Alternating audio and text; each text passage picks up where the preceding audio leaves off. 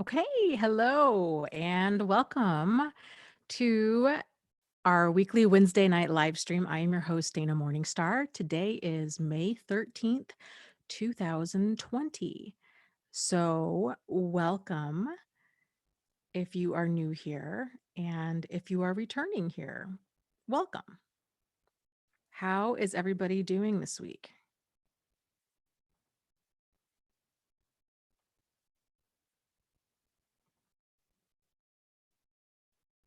Let's see. Zoom just had an update. My computer just had an update.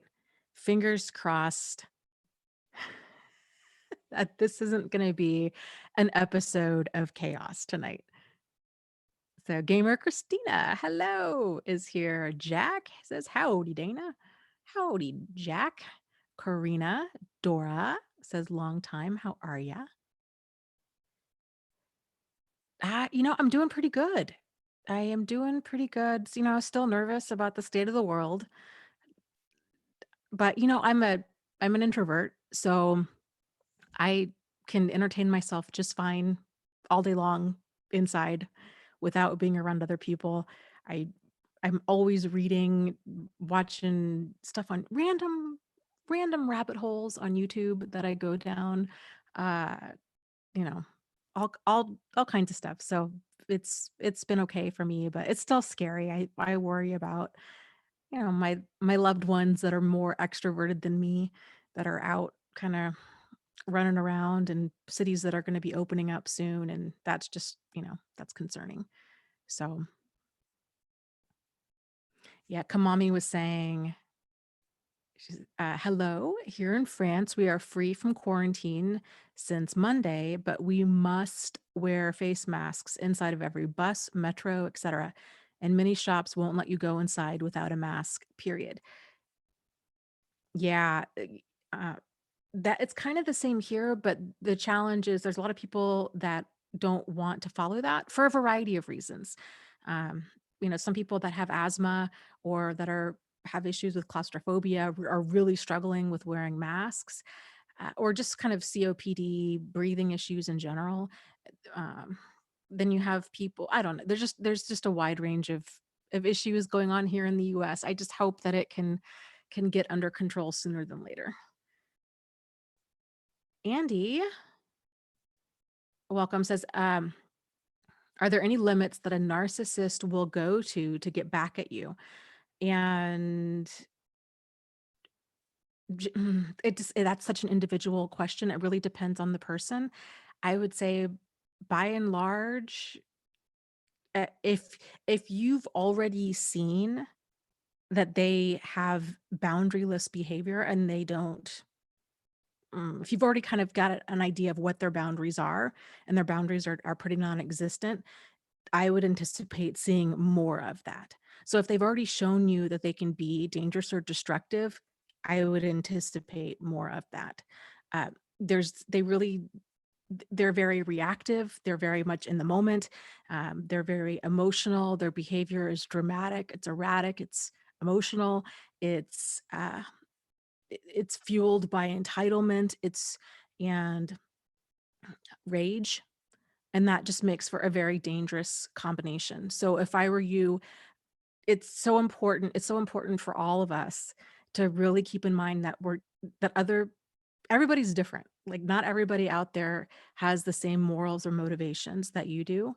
And so the boundaries that might prevent you from doing something might not even phase another person. So just erring on the side of caution when you're interacting with them. If you have to interact with them, then I would encourage you to do it, um, to keep a paper trail of things, to do it in a public a place with other people around, or at least other people that know where you're going. uh, these kinds of things I see so often. People get used to living, uh, with this kind of chaos and this kind of fear, that they become desensitized to it. And I can relate. I've been there, where terror and fear and anxiety just becomes your new normal. um, but it's really important to not, meet them at a park, or meet them in a parking lot late at night, or have them come over, or anything, regardless of what they say. just erring on the side of caution. So, let's see. Let me scroll up here. Last week, I did want to address Jack. I was thinking about you. Um, and I thought you probably, I mean, I know you and Huffle Mom do deep dives into all kinds of stuff. So you probably, I'm probably repeating things that you already know, but I thought we could actually, real quick, before we get into attachment stuff, which I promised we would get into, Jack makes the comment about the, and I do not know how to say this correctly, the um, Hopopono. That's a Hopopono is helping me. I don't know how to say that. I apologize for butchering that. You did not. I think you might have mentioned it. I don't know. I'll have to look into that. Okay, it's the Hawaiian practice of reconciliation and forgiveness. Well, Jack, leave it to you to find something that sounds fascinating and that I've never heard of. You always find the most interesting things. I will dig into that and hopefully be able to have more of an informed discussion with you about that in the near future. So, oh, that's a good question. Okay, let me touch on this, then we'll go into attachment stuff. Julia asks, are codependent people mostly introverts? And I don't know. I don't know if any formal studies have ever been done on something like that. My guess is, if I just had to guess, I would say probably they are. At a minimum, they tend to be more comfortable putting themselves last, putting themselves on the back burner, which I think there's overlap with being introverted and kind of being used to being put on the back burner.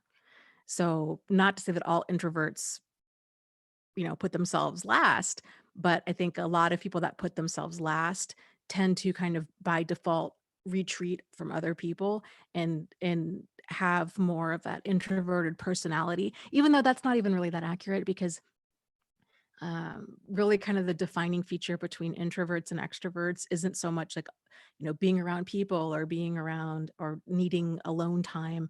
It's more about kind of what recharges a person. Um, but I guess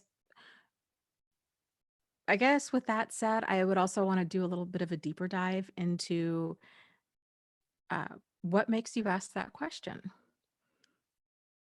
So I will be curious to hear your answer.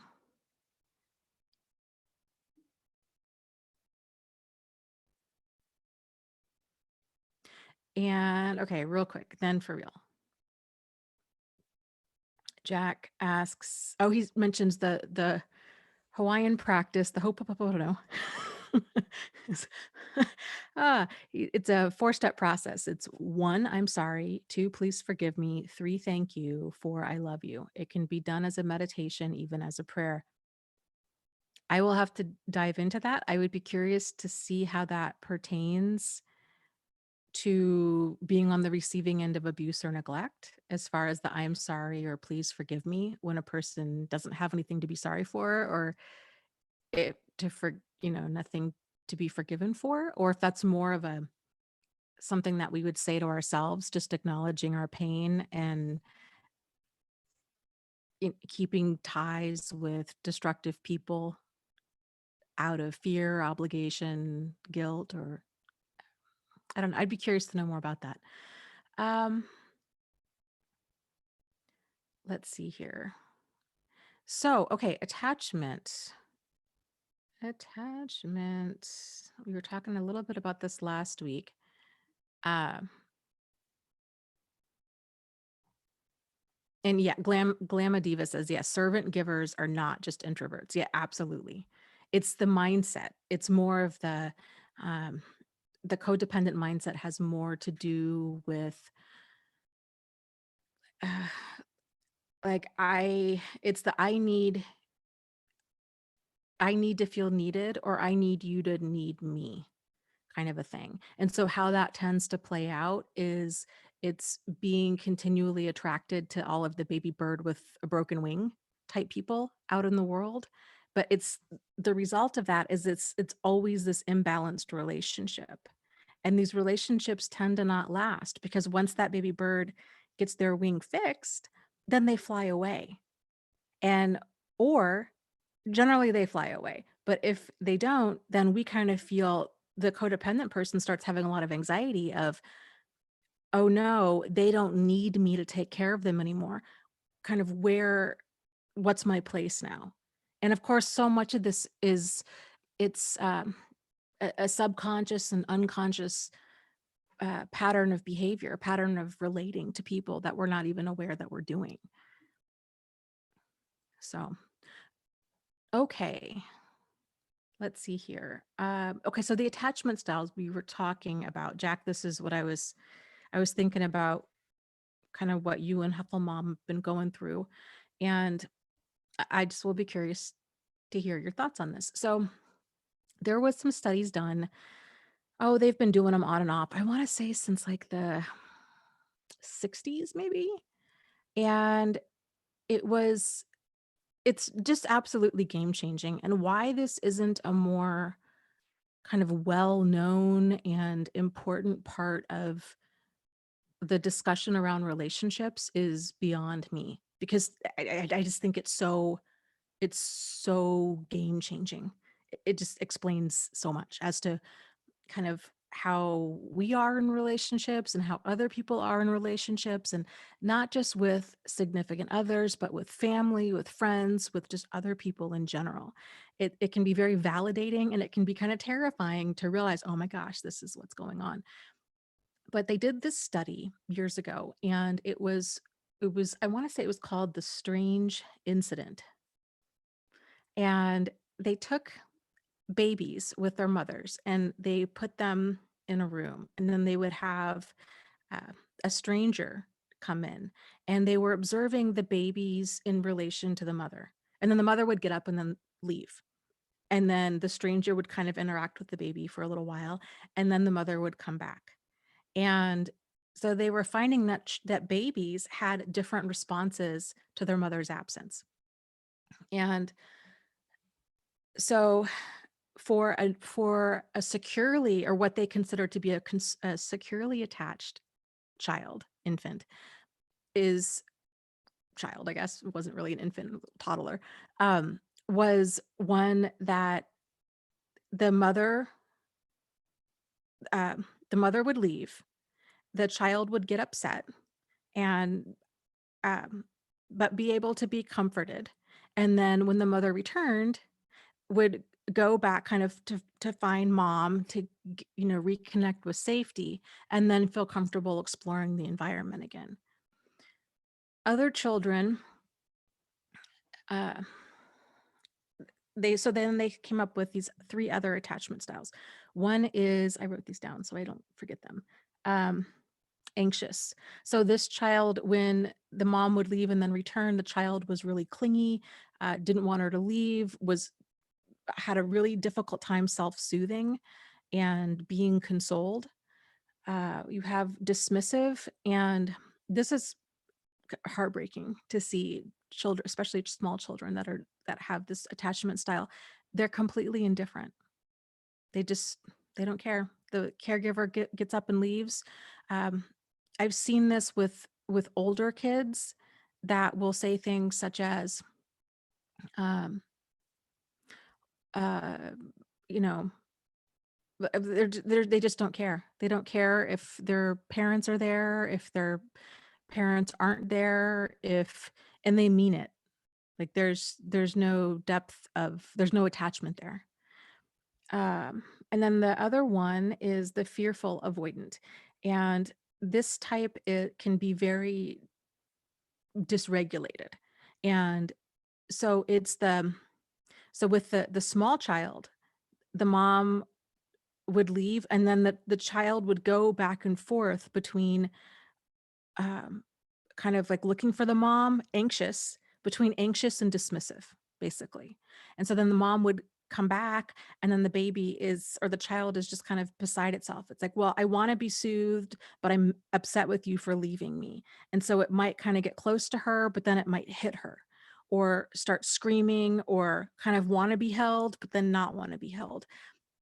And these attachment styles uh, are shaped really young in life. Some research believe that they're shaped before the age of 1 for a person, but more often than not, definitely before the age of 3.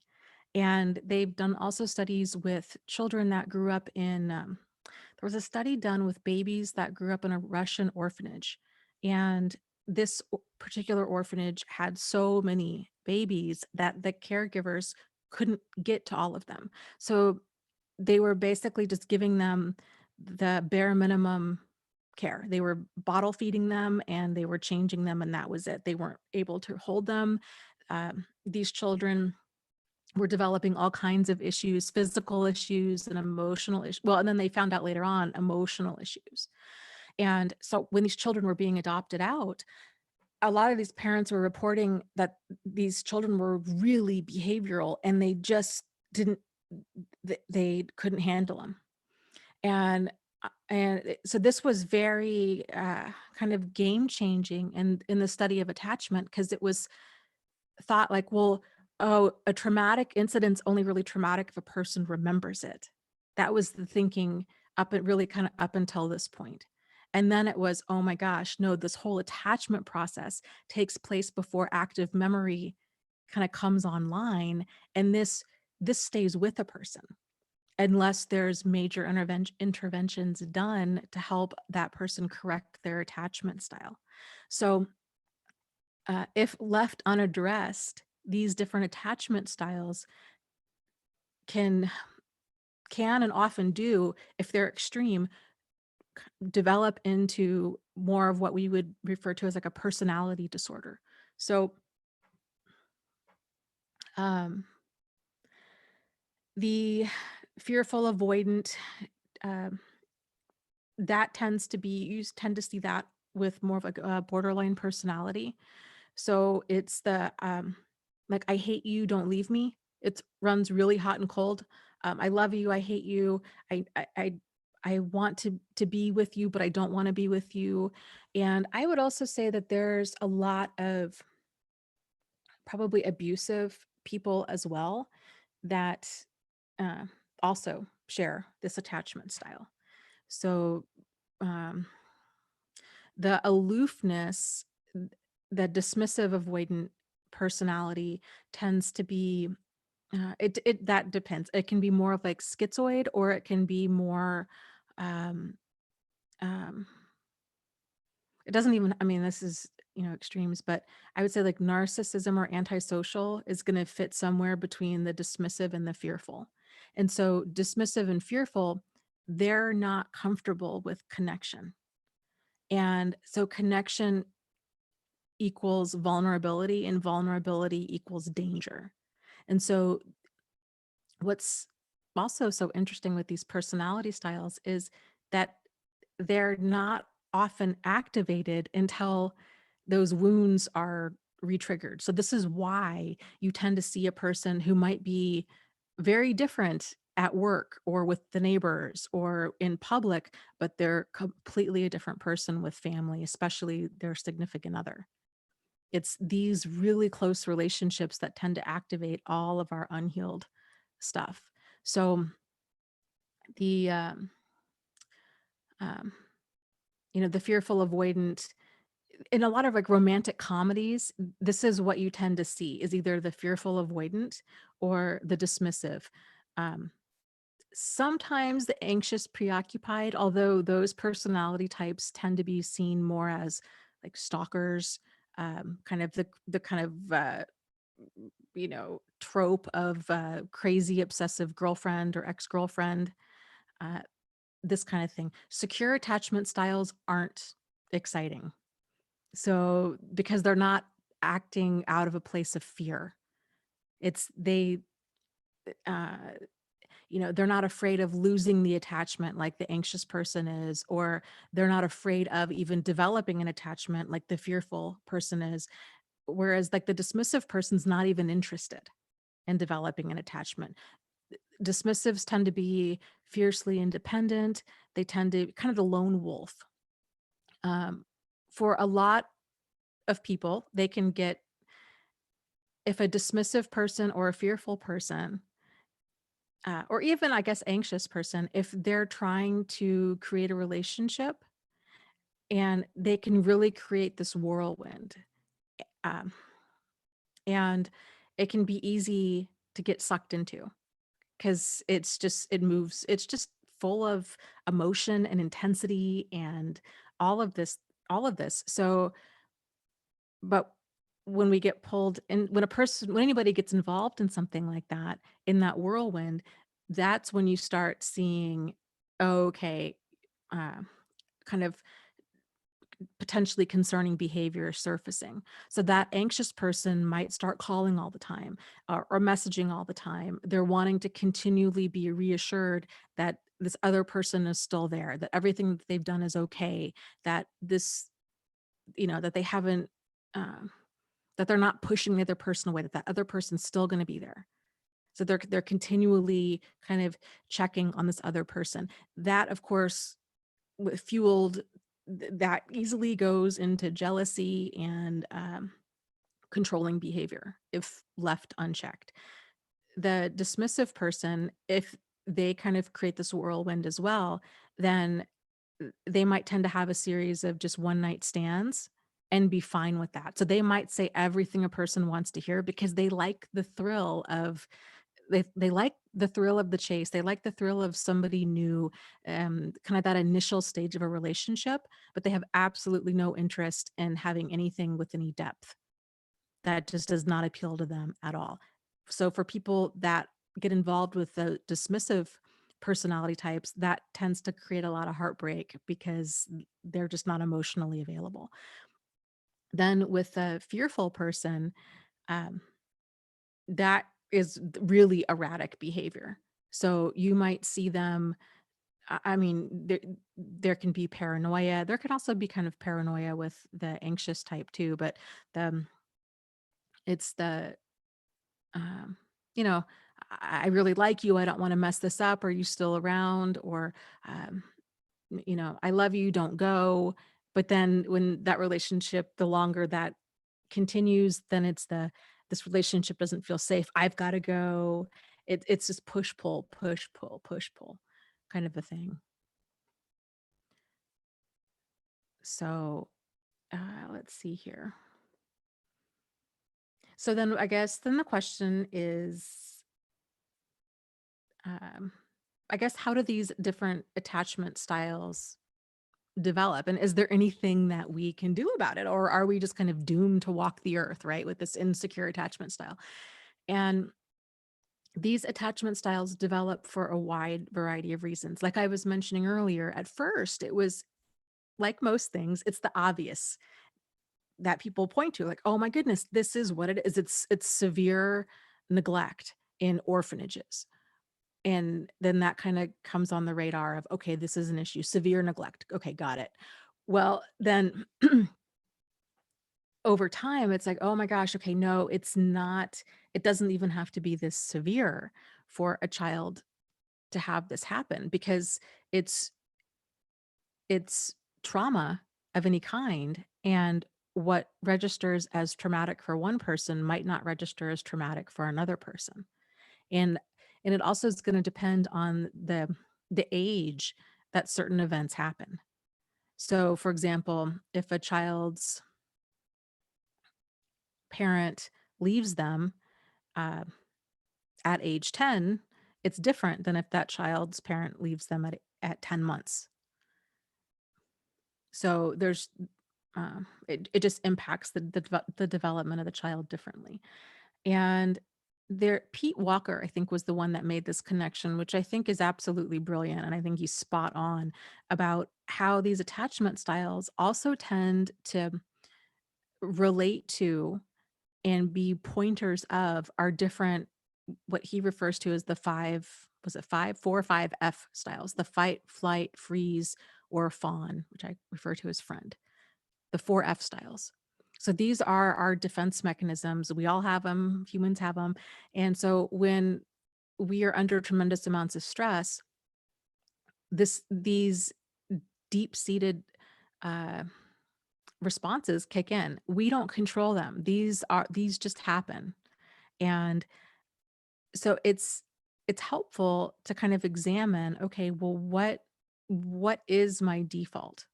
And we all tend to have like one primary one and one secondary one.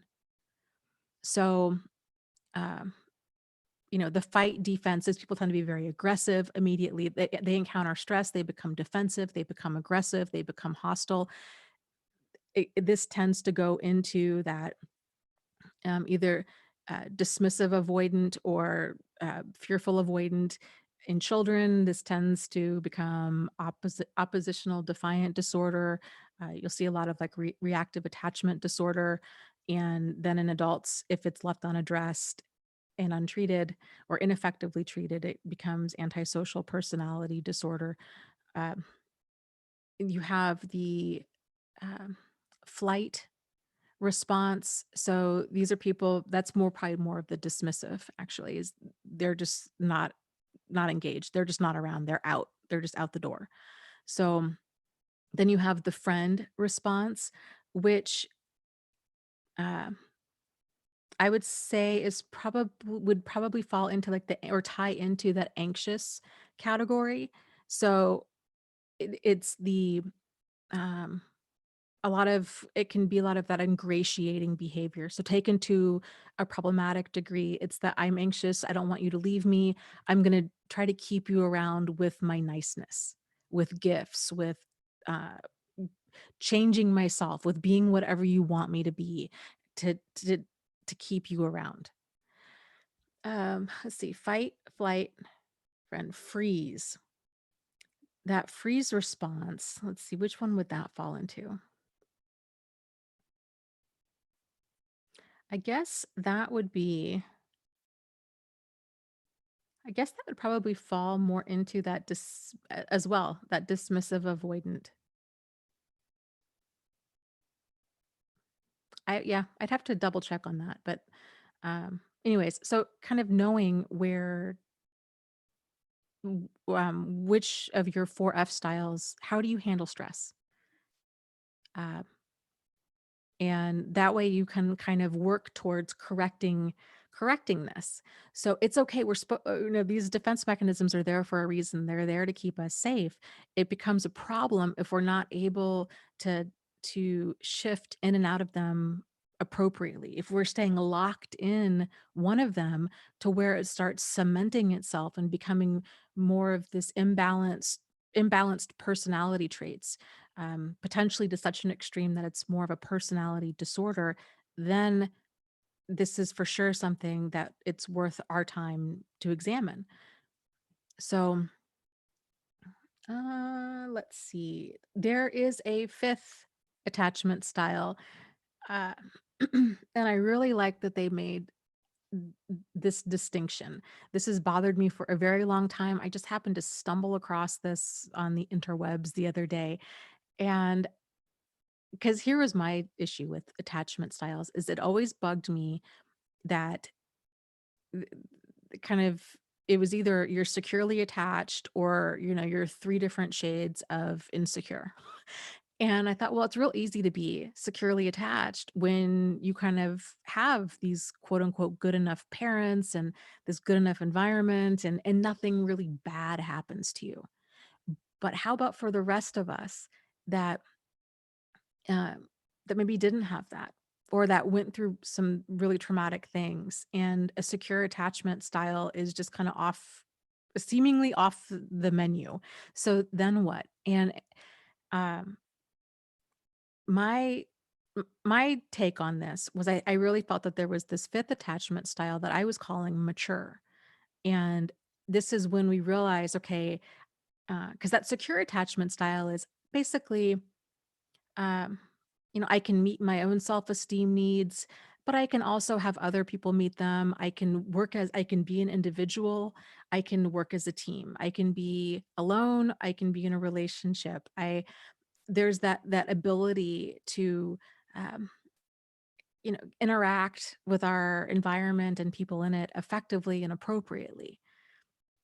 And so to me, my 2 cents on it was the mature attachment style is more of the knowing how to, um, earn trust or how to build trust appropriately, how to, understanding healthy boundaries and standards and deal breakers and what those mature, not necessarily secure, because a lot of secure people, I really feel, get burned when they encounter deeply destructive people because they're just very naive. They have this idea of, oh, yes, the world will support me and all of my needs. And if I'm good to people, they'll be good to me. It's this very kind of Pollyanna worldview. And the world is, as we all know, does not work that way.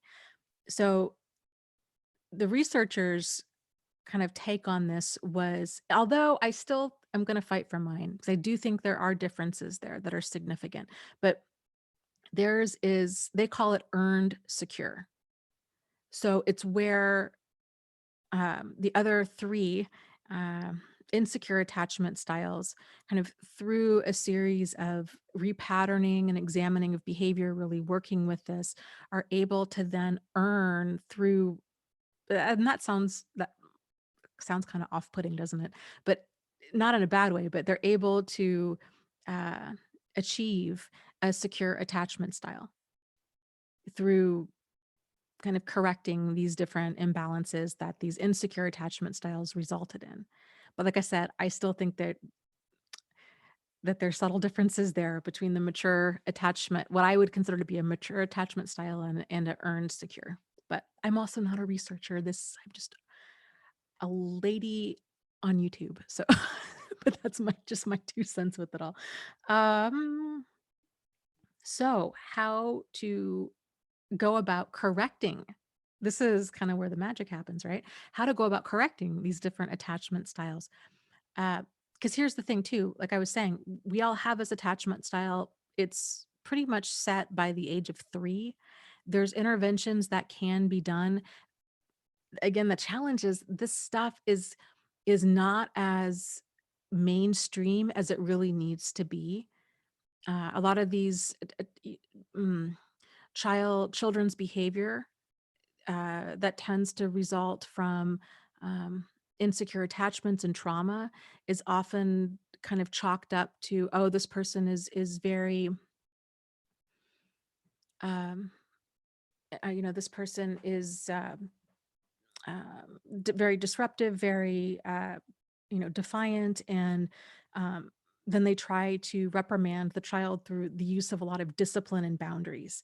And, um, yeah, I don't know. I could go on and on about that, but that's not really the way to work with kids with attachment, disorders. They need that structure, but it's really important for them to have that safety. They need to have that safety with another adult to help co-regulate them before their behavior can start working towards change. So, E-Rock says, well, I guess thank you for the live stream donation. Says, thank you for all you do, Dana. I am in a crisis. My parents that are elderly broke in and entered my apartment the other night. Psych ward, trying to get out. Are you in a psych ward or are they in a psych ward?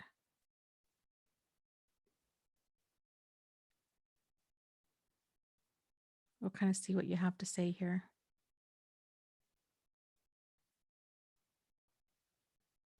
Gareth asks, does anyone here listen to Joe Rogan? Some of his guests are awesome. Great podcasts. Yes, I do. I listen to Joe Rogan almost every day. I really enjoy the wide range of guests he has on, and his just kind of, you know, straightforward approach with things. Just his real opinion. I appreciate a real opinion, not people that kind of, um, pander and try to, always change what they're saying to kind of suit their audience.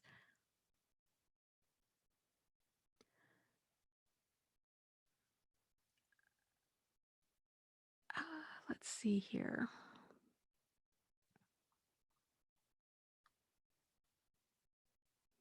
Okay, E-Rock, I am still on the lookout for your follow-up.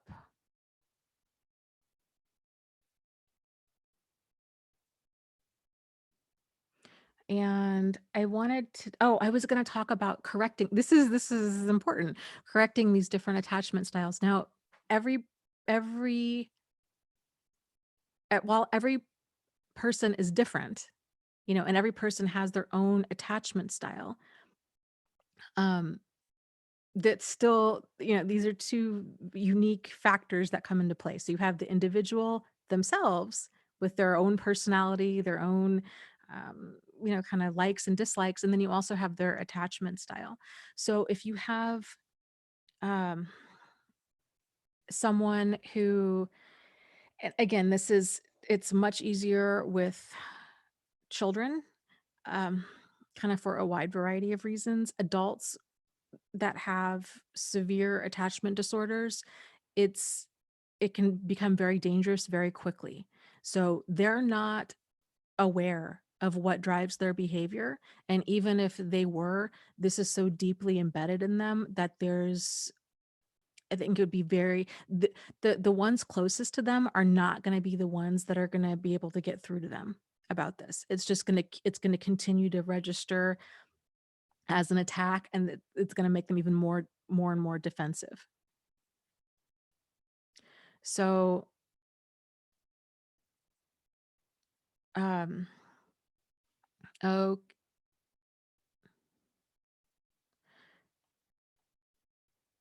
Erock says, they put me in a psych ward. They called the cops and engineered this whole thing. I was in a psych ward for less than a day, walked home in the inner city with COVID, with no wallet and 30% battery on my phone. They left me there like that. I begged the cops. I was having a nervous breakdown, terror, like I had confirmed the evil I had suspected for so long. So where where are you now, and what is the next step for you? I can imagine that this would be incredibly traumatic.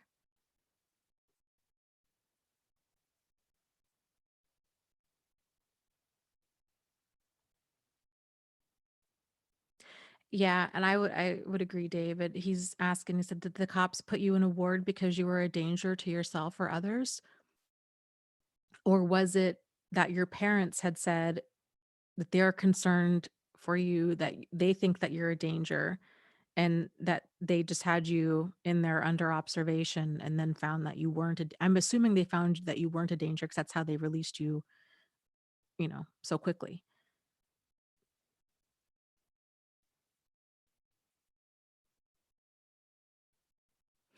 Erock says, I'm working with a caseworker at a rehab program to get housing somewhere else and get help applying for SSI. Okay.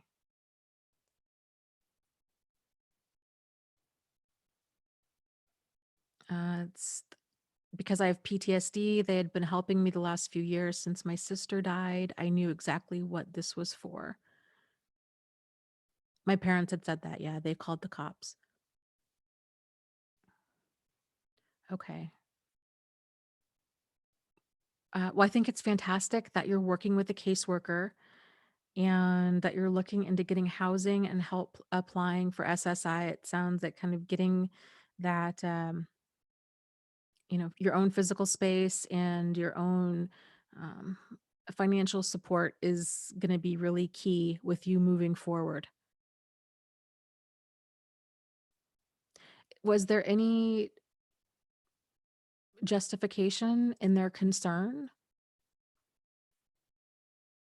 do you think?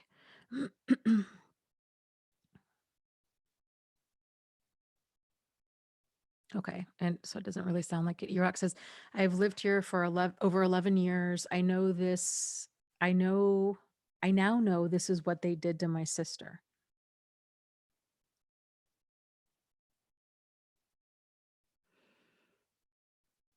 They were triangulating me with the downstairs neighbor the entire time. Wow. My goodness. Yes, how chaotic and scary, especially, you know, all of it. Your parents doing this, getting into a psych ward, having to walk home, no money, no hardly having a charged cell phone.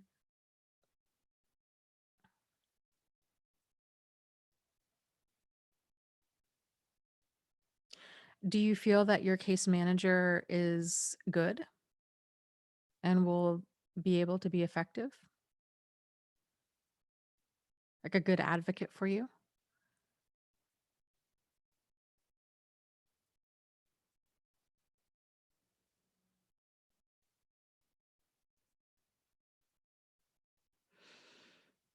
Hmm.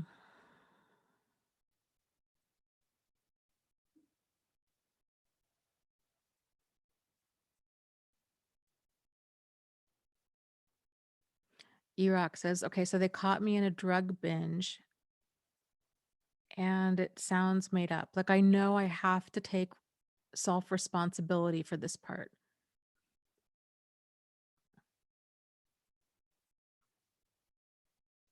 Okay. I think it's great. That's huge. That's a huge step to take responsibility for that part. To raise your hand and be like, yeah, you know what? This is what was going on.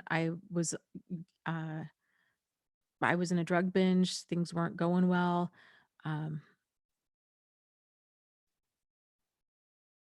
so yeah, well, I'm glad it sounds like um that there is kind of some silver lining to this, that you have a case manager and that you have that different housing is going to be that ball is in motion as well as SSI. Oh boy. Keep us posted. Keep us posted. Um, so I wanted to talk about some of the strategies to working with different attachment styles. And again, this primarily, it's difficult as all get out with kids.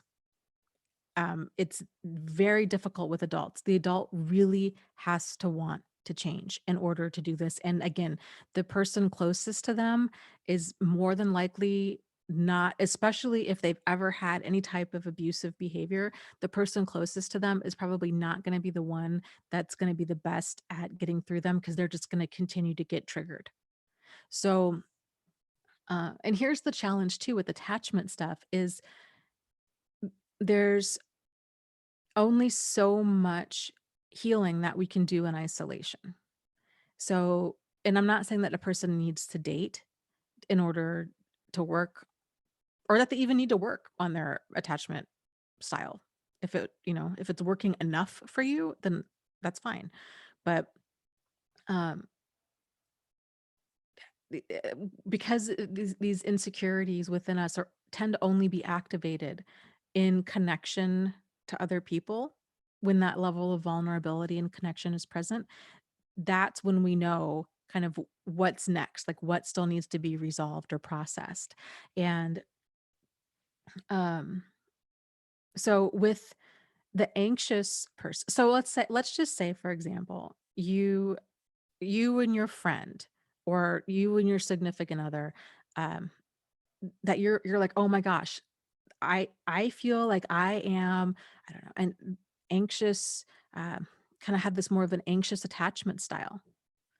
And I feel like my friend really tends to have more of like that dismissive style. And then you're like, "Oh my gosh, this makes total sense. That this is what's been going on." And so the more dismissive, the close, because if I'm feeling anxious, I'm like, oh, I really want to have connection with them. I want to have, I need to strengthen this bond with them. The more that's going to be pushing them away. And so it doesn't work. Right. And so then there's a lot of hurt feelings. There's a lot of confusion. For the anxious person, it can really spiral into a lot of feelings of um, shame or low self-esteem, or just feelings of unworthiness. What's wrong with me? Why can't I keep a relationship? Um, why am I so unlovable? Kind of a thing. When it has absolutely nothing to do with them, it has everything to do with that dismissive person is not emotionally available. They're not open to having a relationship of any depth with anybody.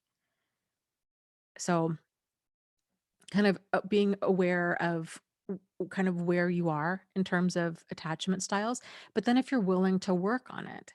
Uh, so for the anxious person, something that might, so a couple of things that can help for them is to find meaning and purpose outside of a relationship.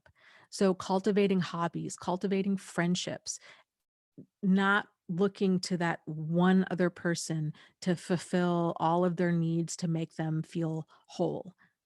Okay. So that can really help for the anxious person. But then also, if your significant other or your friend or whoever does have an anxious style, or even if you have an anxious style, knowing, okay, you know what, I really need added reassurance, especially if there's conflict or there's a fight, or if I don't hear from you for a while, then I need to know that you're not mad at me and that you're not going anywhere. And so if you're in a healthy enough relationship with somebody, and you realize, oh my gosh, these are the different attachment styles that are at play, being able to be like, okay, yeah, I think I'm more on that anxious side of the spectrum here. And it would really help me if you have any um, concerns about a relationship, or if you're upset with me, to couch that in saying, or to open by saying something like, gosh, you know what, uh, I just want you to know I really value you as a friend, or I love you so much and I'm not going anywhere. So instantly they're relieved, because whenever that anxious person um, is feeling like, oh gosh, there's going to be conflict or confrontation, they tend to jump to, oh my gosh, they're in a mad scramble to try to save the relationship.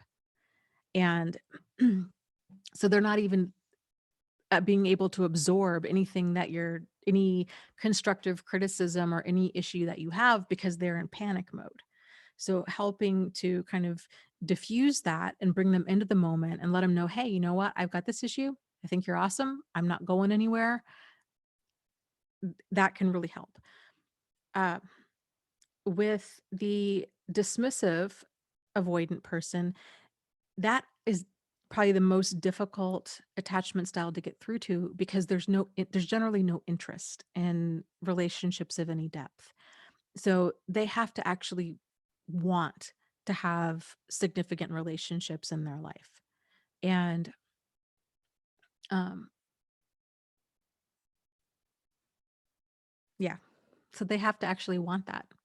And then if they do want that, then they need to be putting themselves out there and really working towards, how to be a good friend, how to be a good partner, how to be attentive. And for the other partner, because again, the dismissive person tends to be like, take it or leave it, I'm done. Like they're done fast and they just drive on and they don't look back.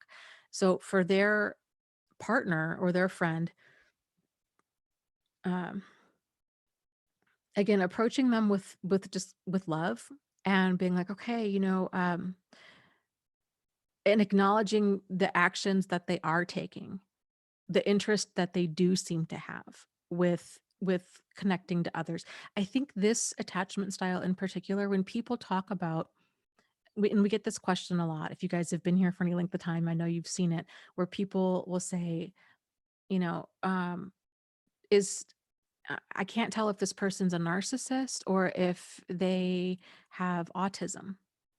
And I think this is more of what they're meaning. So it tends to be this level of indifference and kind of emotional flatness. But what it really is if they're not on the autism spectrum, um, then it's more of they have shut down. And again, this is subconscious, like nobody's actively choosing this. This defenses that our brain does, whether or not we want it or not. So they've kind of numbed out to a lot of their emotions. So there isn't that level of depth there with other people. Um, but like I said, they have to actually want to have relationships and do the work it requires to build those up and to sustain them. Let's see. The fearful person, again, this one can be really volatile. Uh,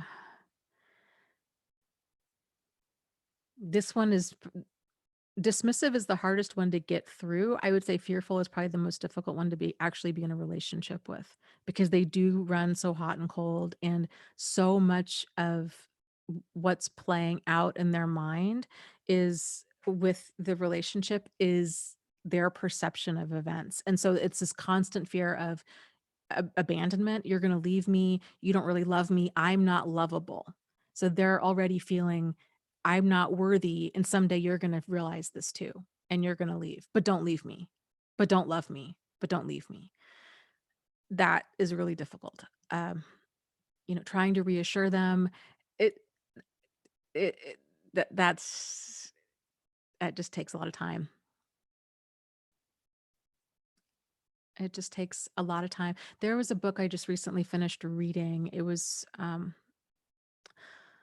have to dig up the title. It was about young children with attachment disorders and working and different foster parents kind of working with these kids and how to at least have a chance to get through to them. And that's the thing is you could have uh, the best professional team, you could have the most amazing foster parents or just other supportive adults that are there in that child's life, and there's still maybe a 50-50 chance that that child's attachment style can be corrected. So, and that's again, that's when they're young. So you think about how difficult that really is going to be when they're significantly older. And if again, if there's abuse that's involved, if it's so profoundly impacting their life and in a negative way and those around them. I think for a lot of people, it can kind of give them the validation that they need of this isn't you. Like, this isn't just about the issues in your relationship are not just issues with communication. Attachment styles really do play a large part in this. And you can't, uh, no, some people you can give all the love and attention and affection and reassurance that you possibly can give, and you're just it's like pouring water into a bucket that's full of holes. Like, it's just not you're not going to get anywhere. So okay, let me scroll up here.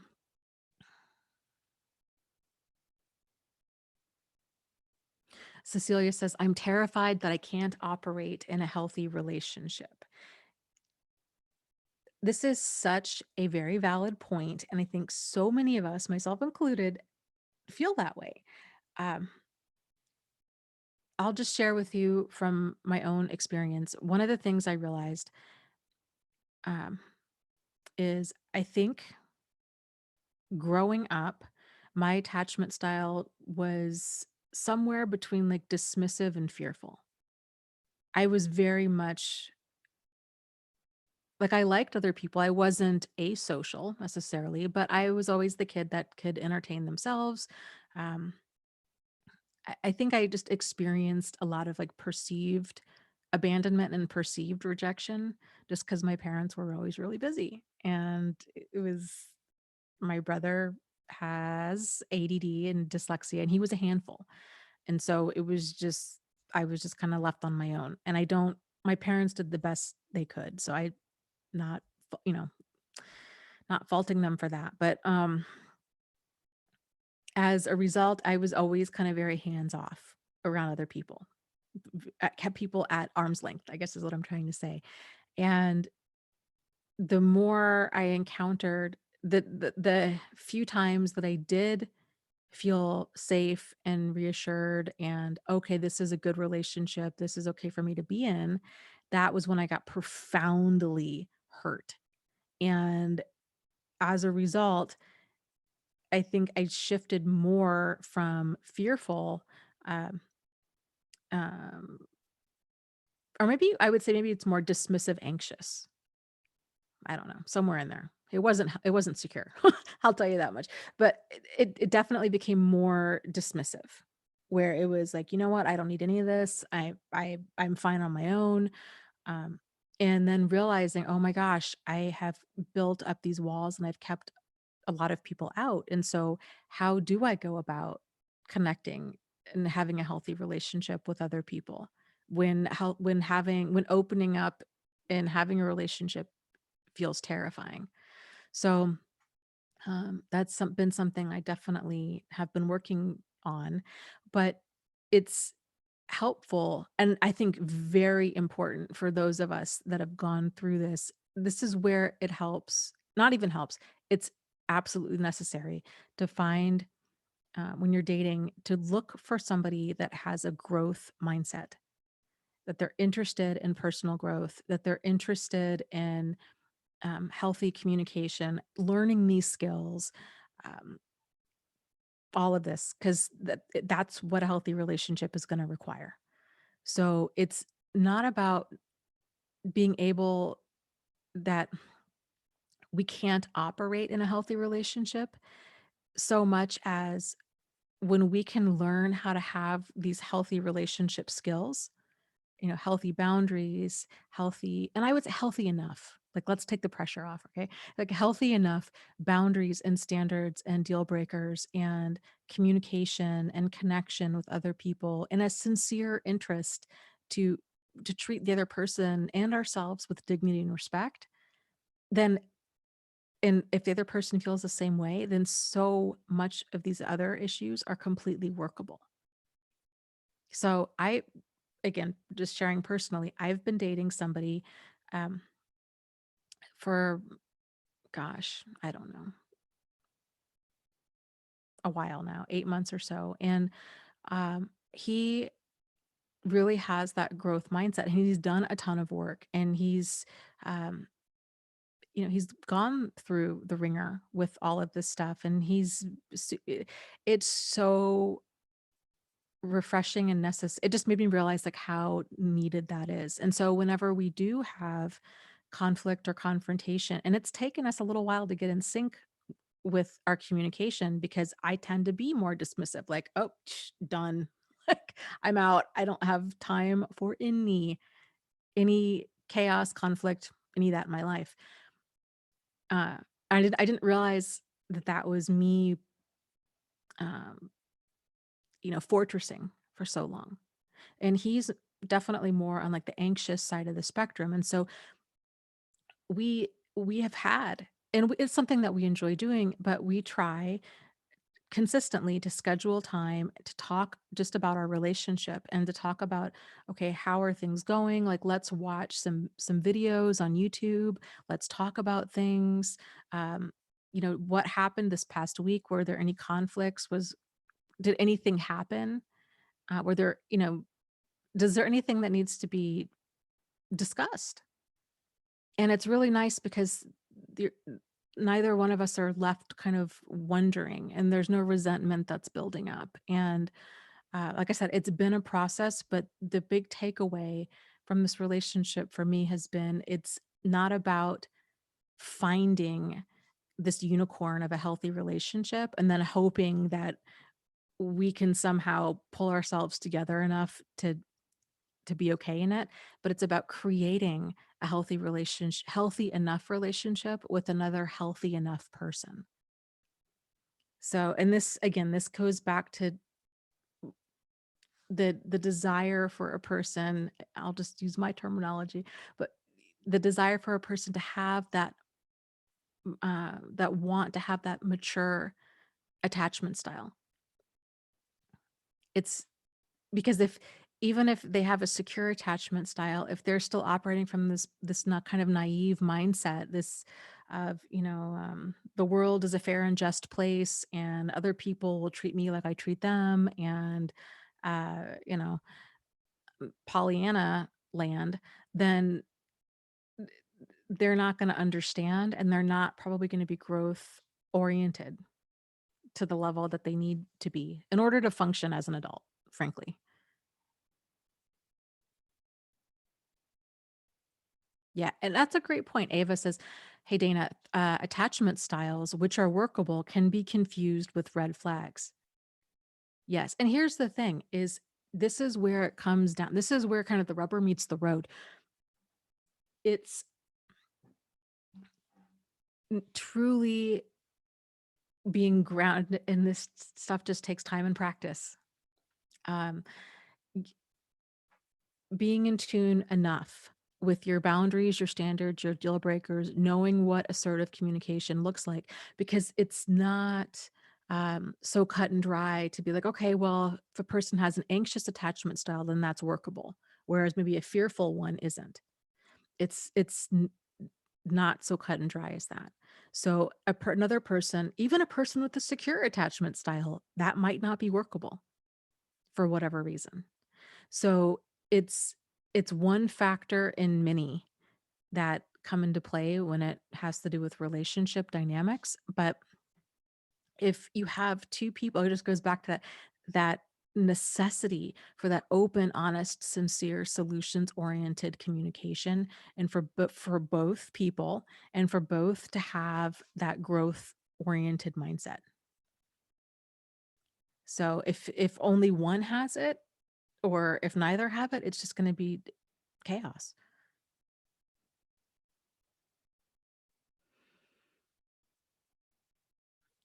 Um,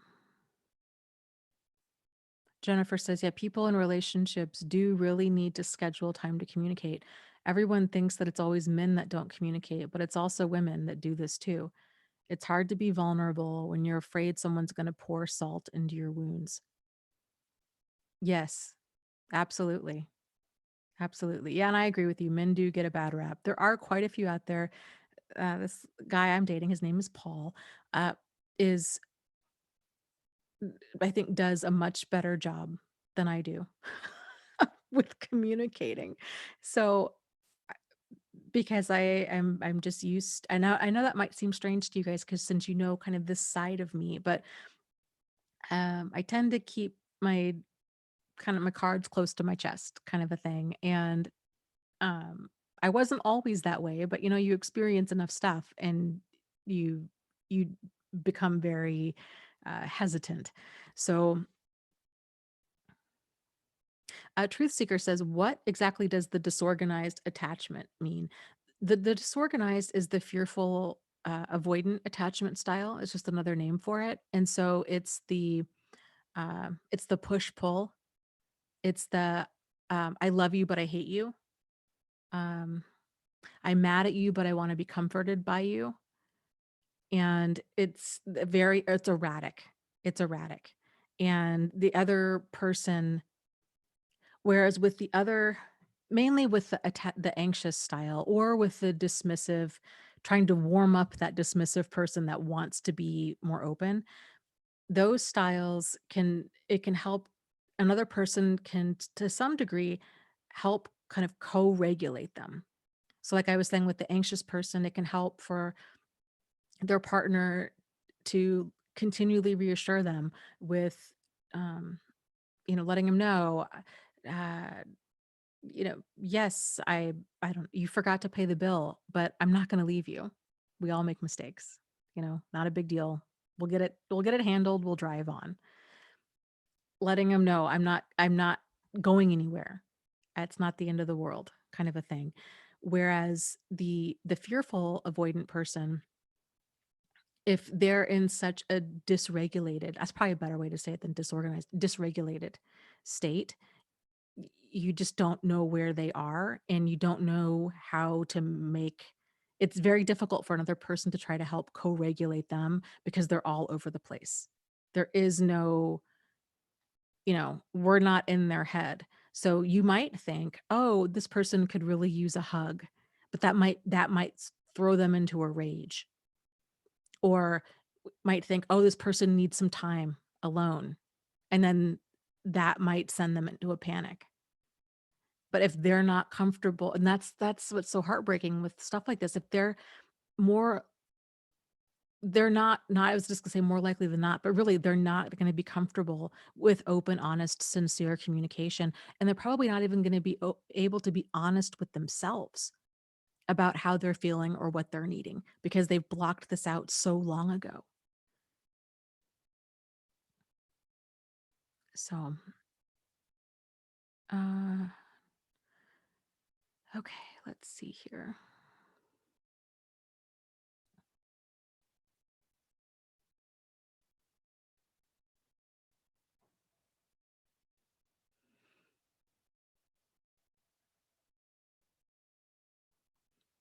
Alicia says, I worked so hard on my communication skills while I was with him. He would get upset with me for trying to communicate. Then I learned in group therapy later that I'd been doing it right. Grr. Yes. And that's, boy, if there was one theme that tended to repeat over the years, it would be that. It was, oh my gosh, I thought it was me. I thought it was, I just wasn't being effective with my communication. I just really thought if I could just get it through to them, uh, as to why this behavior was, why it's not okay to yell or cuss or spit or hit or kick or fly into a rage or to do silent treatment or to try to punish me by not paying bills or stuff like that. Like or to I don't know, to flirt with other people or like the basics of adult behavior. Um, I thought if I could just communicate with this get through, eventually I could get through to them, and because surely they have to know better, right? But realizing no, what's considered the basics of adult behavior, even though as a society we have laws based around like the basics of adult behavior, right? There are social expectations and um, you know enforced expectations, but when you've got a person that's been dysregulated for any length of time and they completely lack boundaries and they're just out they're they're completely dysregulated, communication is not the issue there. And trying to learn their love languages or reassure them or any of the skills that I was talking about earlier, that only works if you've got two healthy enough people that actually have a desire to change. So it's and even then it's difficult because you're going to be continually triggered. That's the thing. And these wounds, we all have our soft spots. Everybody's gone through something. Everybody's got their own soft spots. But and the hard part is when they're activated, it can feel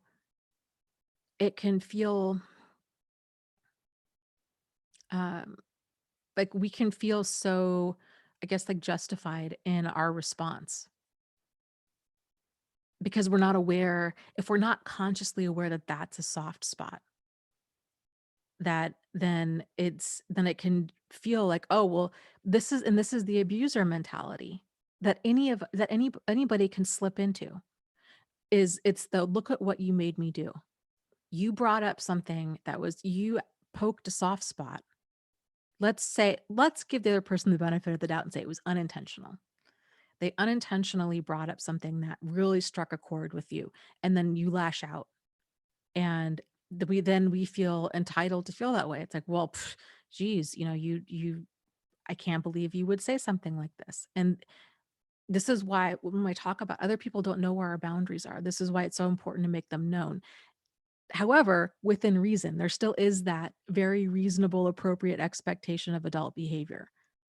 So if another person's, being rude, crude, crass, um, they know the soft spots and they're intentionally provoking them, you don't need to sit there and just take that. This is where deal breakers and standards come in to play.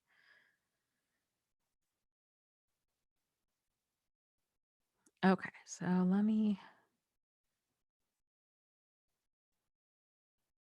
Cecilia says, I feel like I'm really grieving so many things. I feel like I'm really unraveling lately.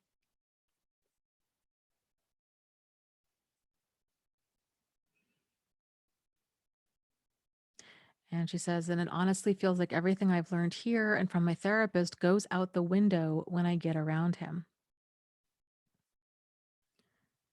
So this, uh, there's a very solid chance a lot of that goes back to attachment style, and and especially that anxious attachment style tends, if I were to say that there's any attachment style that's prone to trauma bonds, it would be that one.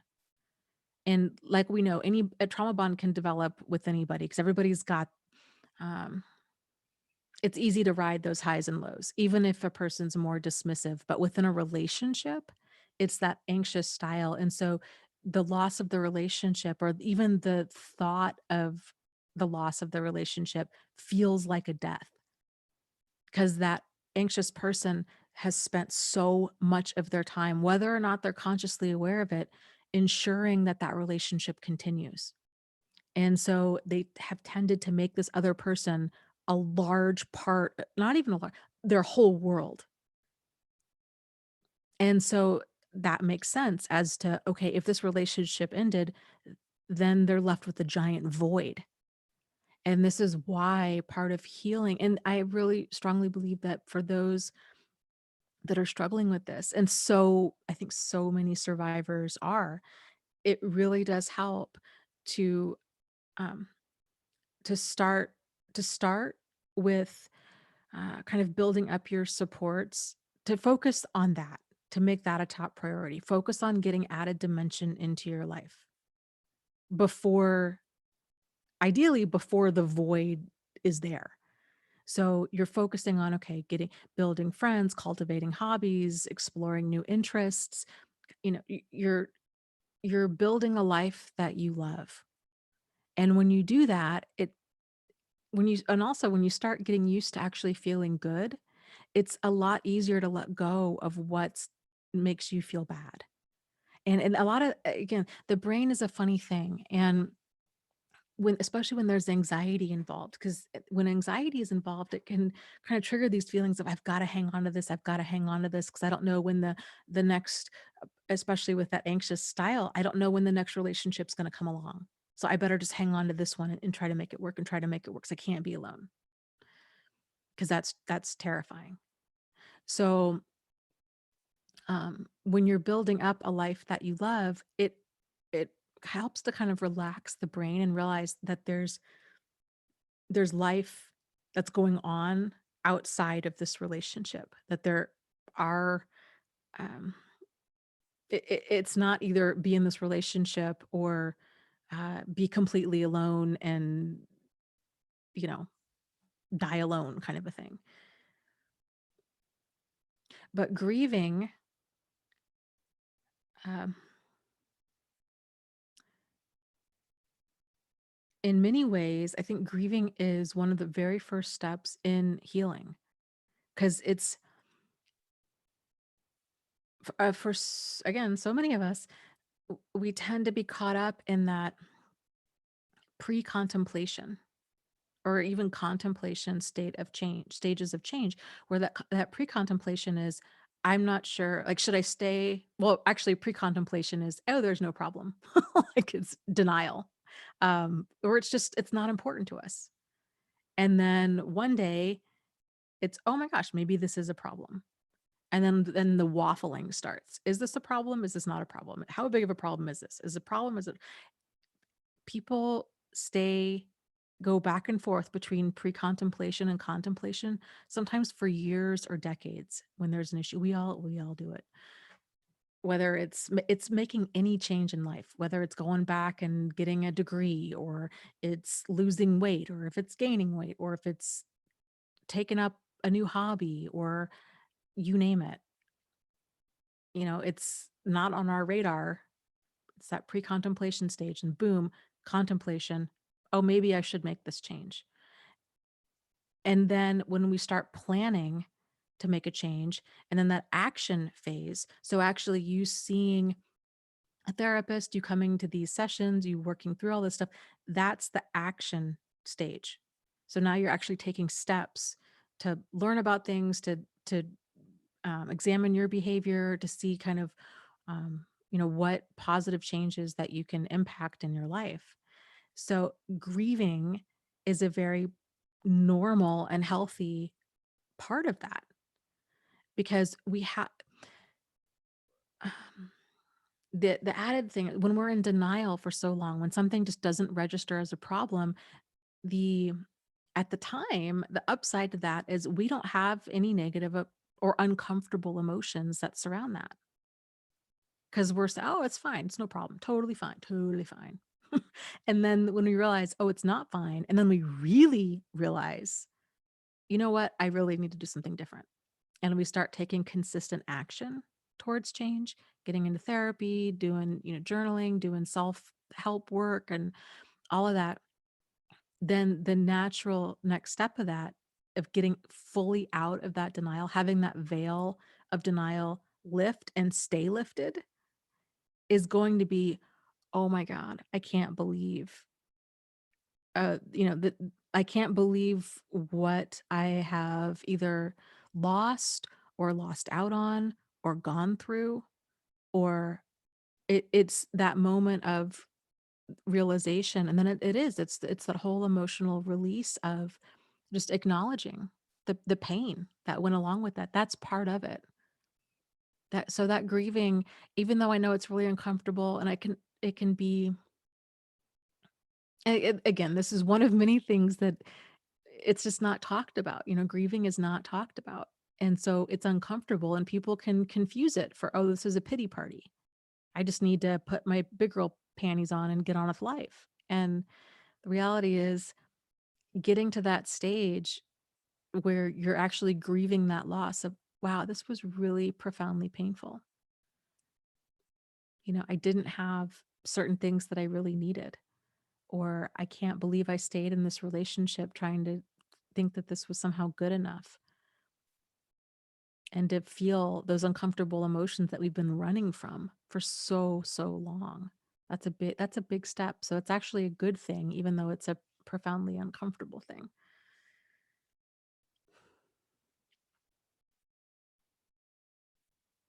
Okay, let me scroll down here.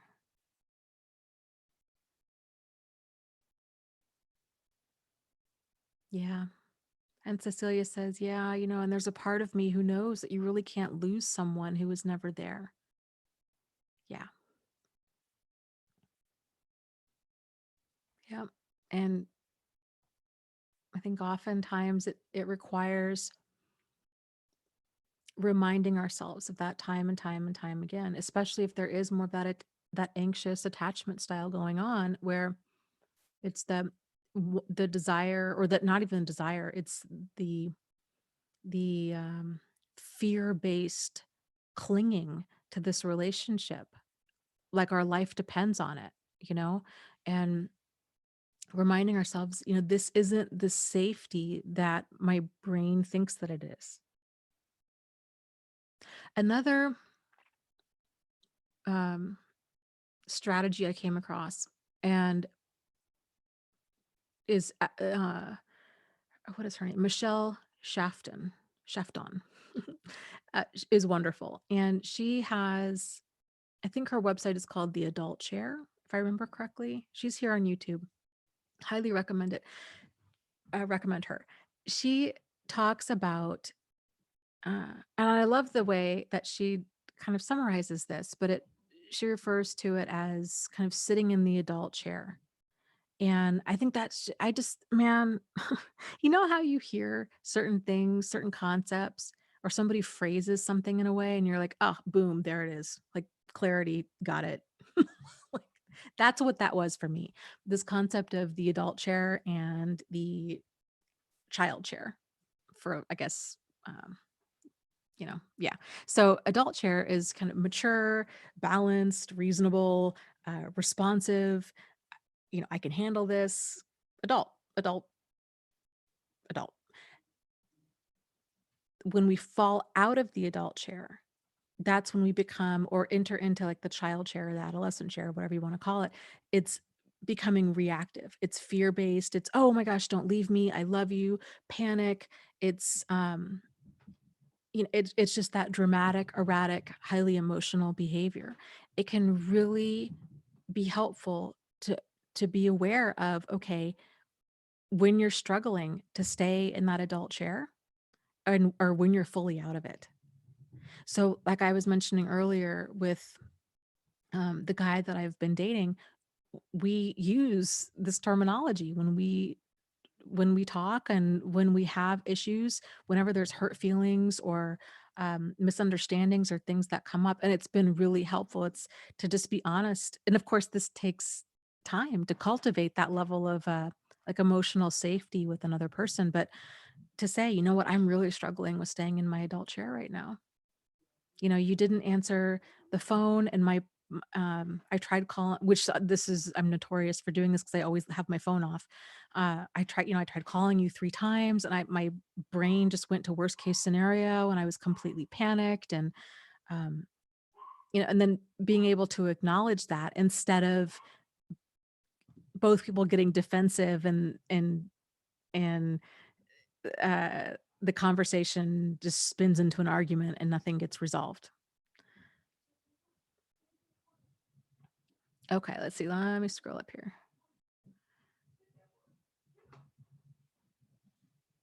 Cecilia, and that's a really valid um, thing to grieve. And this is something I'm not sure uh, enough attention and awareness, maybe sensitivity has been given to. She's saying, I'm also grieving that I didn't get a real end to my school semester. I'm not getting a graduation ceremony. Yeah, there's a lot of people that are struggling with high school graduation, college graduation.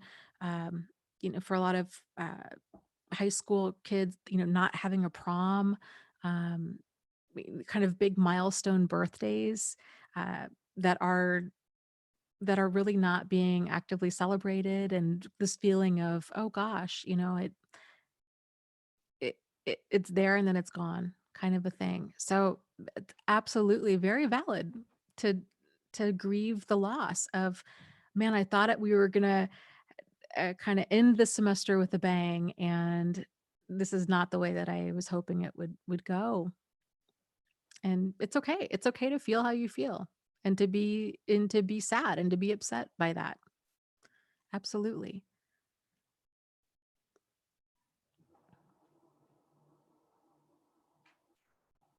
And Bonnie was saying, yeah, the grieving that somebody who was never really there, how do you grieve a mother who was never really there? Well, I think, Bonnie, the first step is doing exactly what you're doing, is acknowledging that. It's grieving the loss of the mother that you wish you had and realizing, boy, this is what I really needed as a kid. I really needed, uh, X, Y, and Z from a mom. I didn't get that for whatever reason. And it's hurtful, it's sad, it's and just acknowledging, it's been damaging, it's negatively impacted me in a lot of different ways. And I have a lot of hurt feelings about it. I wish things had been different. And I think just voicing it um, is a good start.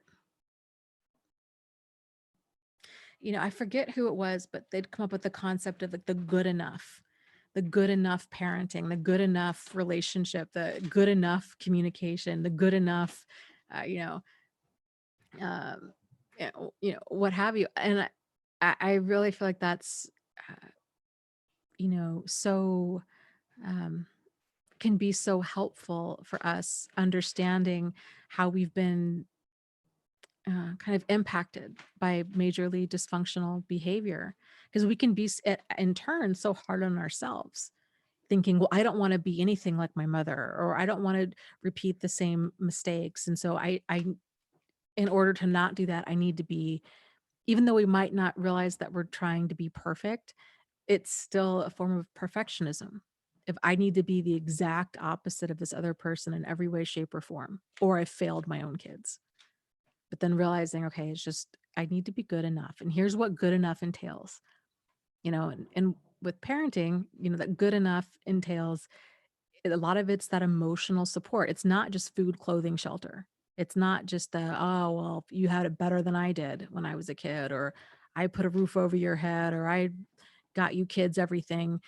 It's That's only a small part of it. It's the emotional nourishment that really makes a huge difference. That's where the attachment stuff comes in. That's where, uh, you know, learning how to be prepared for the world comes in. And yeah, I think there's a lot of people out there, myself included, that, just in many ways didn't get what they really needed. And yeah, yeah. Uh, let's see here. Alicia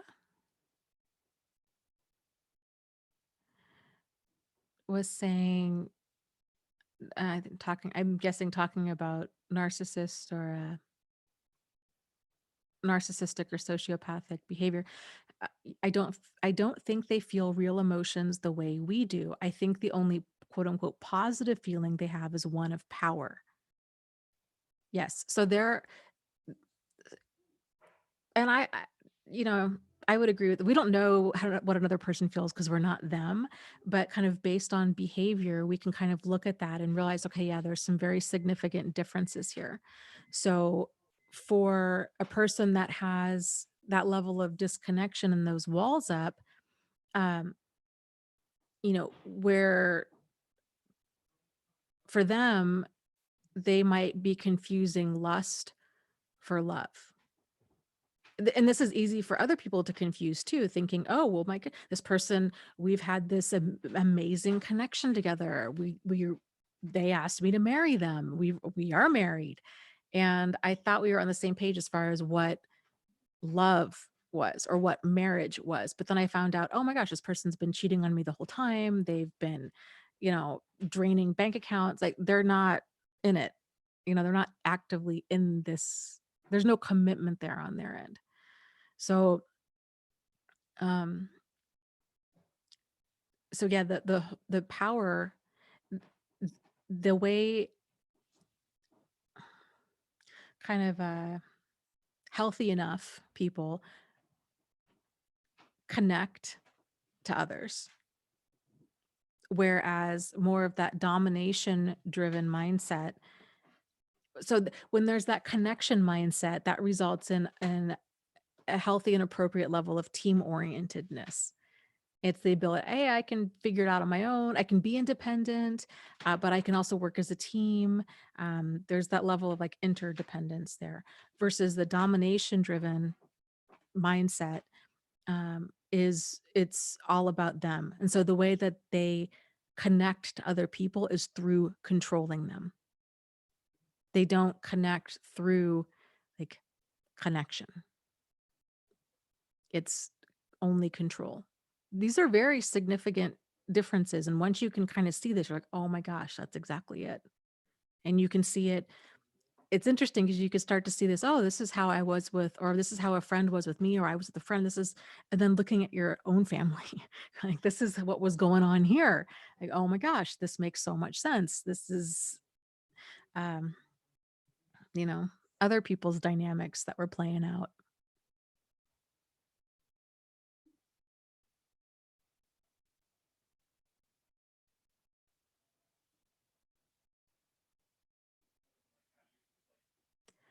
Um, JJ says, yeah, I've actually heard a narcissist describe to another narcissist. He said he only understood empathy and emotion through movies and watching others and trained himself to act as if, but he doesn't really feel it at all.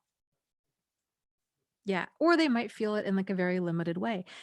The strange, either the lack of or the excessive emotions was one thing that I noticed in my relationships with uh, um, both Jack and Steve. That's one thing that really stood out to me was that's really weird. And it was them putting on an act. And I really think it was because they thought like this is how and it comes across to other people as person's like putting on a perform like this is too much, right? Um Maybe a normal response would be somebody's crying about something, but they might be actually sobbing. Like, "Oh, I've gotta take time off work. Oh, I can't get out of bed. Oh, yeah." Just dramatic, and you're like, "Wait, what? This is very over the top."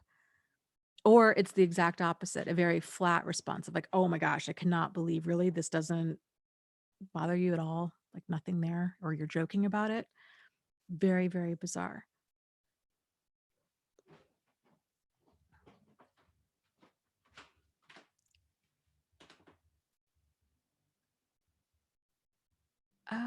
Let's see here. Let's find Jessica had asked a question earlier.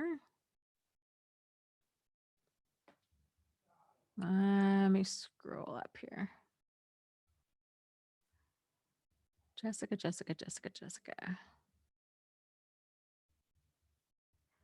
So she's been receiving the silent treatment. Did I read that right? Yes, she's currently receiving the silent treatment.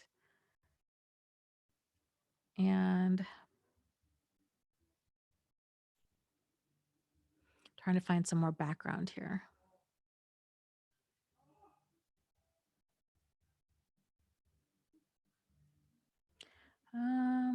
Okay, here we go.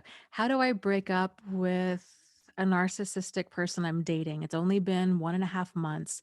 I don't know what to say, and if it's even worth going into his behavior. Yeah, I wouldn't go into his behavior. That never ends well for anybody, right? It's a bunch of unwanted feedback. And for even a person with the healthiest ego, like that just doesn't go over well. So, uh, you're 1.5 months and here's the thing, the whole purpose of dating is it's about partner selection. So it's a it's going to be more breaking up than it is staying together. So this is why it's important for people to go slow because um it's always going to be a little bit awkward um to end a relationship. You know, but 1.5 months and 6 weeks into something, um, it it it should be more on like the mild end of, oh man, this is just it should be awkward, not anxiety or fear inducing kind of a thing. So it's we don't people don't really start to settle in and show their true selves until they're at least a solid 90 days in. So in it's during these first few months that this is when people do start settling in and they stop trying to impress or um yeah, they stop trying to kind of get the other person or be what the other person wants and they start being real. Then that's when these kind of the differences start surfacing. And it's that ability to be able to figure out this is where boundary standards and deal breakers come into play. Like, are these differences something that are mild and can be kind of smoothed out with communication? Or are they major? That, oh wow, this is a deal breaker. Wow, I didn't realize that you were I don't a Jehovah's Witness. I'm an atheist. Like that's not gonna work. Or, oh wow, you want to have more kids. I don't, or whatever. Or, oh my gosh, no, I really don't like uh, your temper, this person's temper, or how much they drink, or um, whatever it might be. It's okay. You don't owe anybody anything. That's the purpose of dating is there isn't there it's getting to know somebody to see if you want to make a bigger commitment to them. So it's, uh I would just, I'm a big fan of just kind of giving other people dignity and respect. I don't think you need to do a whole exit interview with, what worked, what didn't work, why, kind of a whole kind of, I don't think you need to Monday morning quarterback the relationship with them. Like I said, that does not ever go over well. So I just would say, um, the more I think about it, I just don't think this is just really not what I'm looking for. Uh, and of course, realizing it's not going to go over well. So kind of planning for that.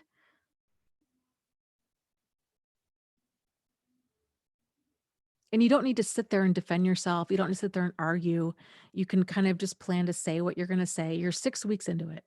So, especially at that point, it doesn't in with COVID, you really don't need to go out to coffee, or you know what I mean? Like, you don't need to have this whole kind of face to face level of depth. It's at that point, it's um, this just isn't working. This isn't what I'm looking for. And I just I really I wish you all the best. And then, of course, he's gonna get upset, he's gonna wanna know why, he's gonna wanna argue, he's gonna wanna get defensive, he's probably gonna wanna tell you, all the things that you do wrong and blah, blah, blah, because that's what people do when they get defensive.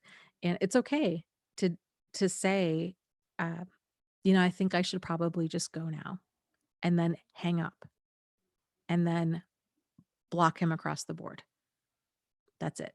Do not engage, do not get defensive, that kinda stuff.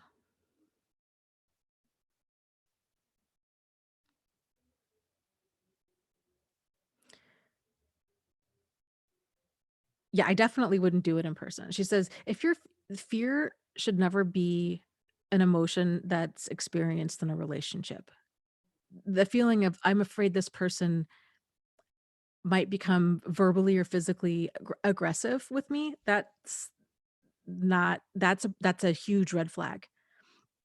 So, she was saying, "Well, yeah, would you suggest I do it break up with him over the phone or text?" She says, "I agree. I'm a little scared to do it in person because I don't know his reaction." I definitely wouldn't do it in person. Again, 6 weeks in, this guy and he's making condescending comments via text in the guise of jokes. He's hitting your sensitive areas, these kinds of things. Um, Depends on how you wanna handle that. I mean, I don't know. I guess I'm kind of the mindset of when somebody is when somebody's being a jerk, like, you just don't really owe them anything. So, you know, yeah, you could just I don't you could just simply just be like, "Hey, man, not cool. Like, don't really appreciate that. Don't think we're a good fit. Kind of peace out." And then just be done, and then block them everywhere, and don't answer your door if he shows up, kind of a thing. But you don't need to like I said, you don't need to get into all this. You don't need to have a discussion. You don't need to be defensive.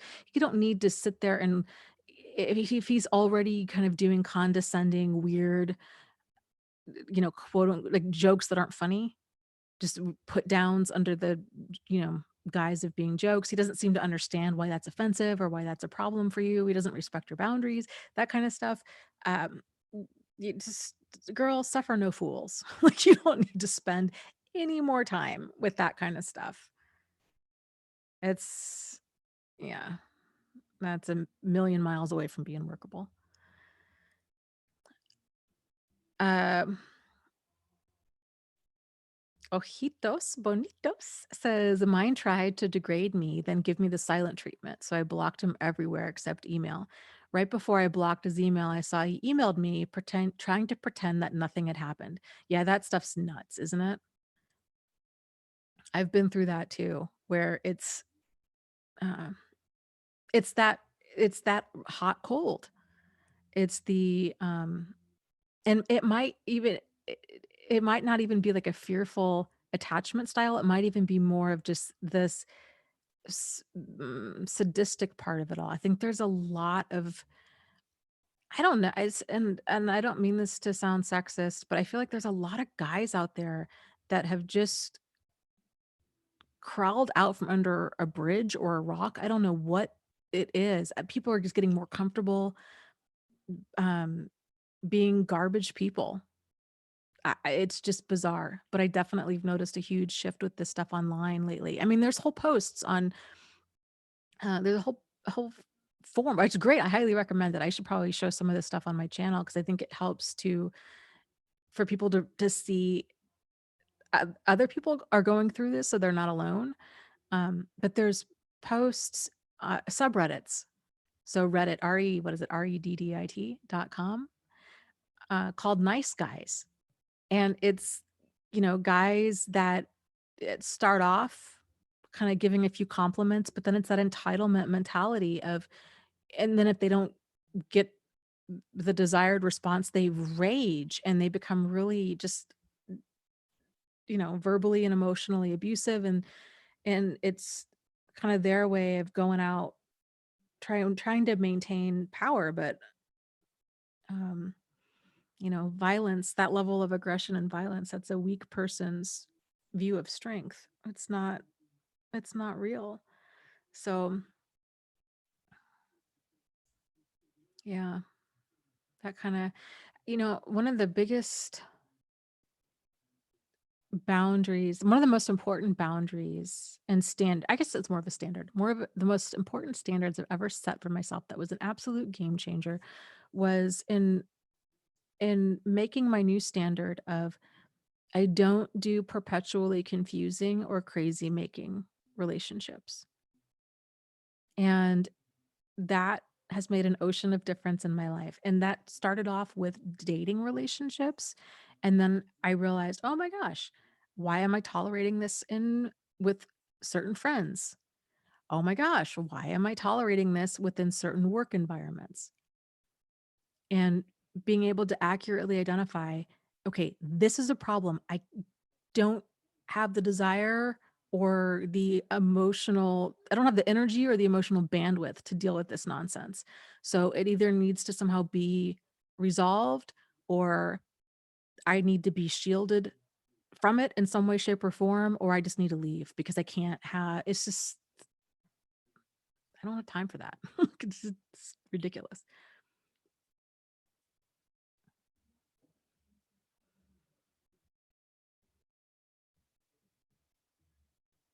Yeah, Erox says, yeah, and there's the sadistic in there for sure. A lot of them, can do that. It's more of a, they they like creating that push pull because they're trying to there's, I forget who said it, but somebody had once said, um, kind of borderline personality disordered people or those with borderline personality disorder are a narcissist's favorite snack. And I thought that was so well said because that's exactly what it is. Because people with borderline personality are highly reactive. And so it's real easy to get them going, um, into that fearful avoidant pattern, that push pull, I love you, I hate you, I love you, I hate you. And so for a narcissist, that just makes them feel so smug and superior, especially it's like a cat playing with a mouse. And especially if there's that level of sadism there, where they're doing this intentionally to really rattle and upset so they can punish that person. Oh, well, my goodness, you are just so reactive. I told you that you're just so reactive and I just can't handle this. I just don't think I can handle this. I really think you need you need a therapist. And they're intentionally creating doubt and trying to erode this person's reality and only to punish them. It's just messed up. Messed up. So yeah, watch out for those kinds of dynamics.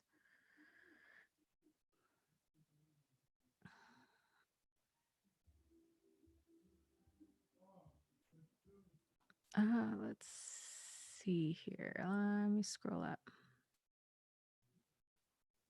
Truth Seeker says, do they flip straight from flattery to overt abuse.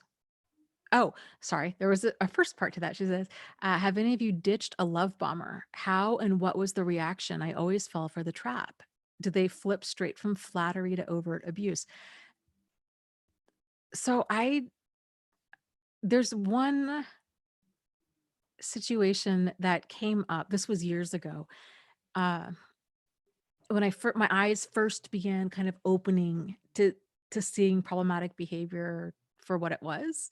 And I never even met this guy. Okay. This was online. And um, I mean, oh my God, hindsight's always 2020. But we had been messaging back and forth a few times. Everything seemed normal, like it was, appropriate conversation. He did seem like he was trying to impress me.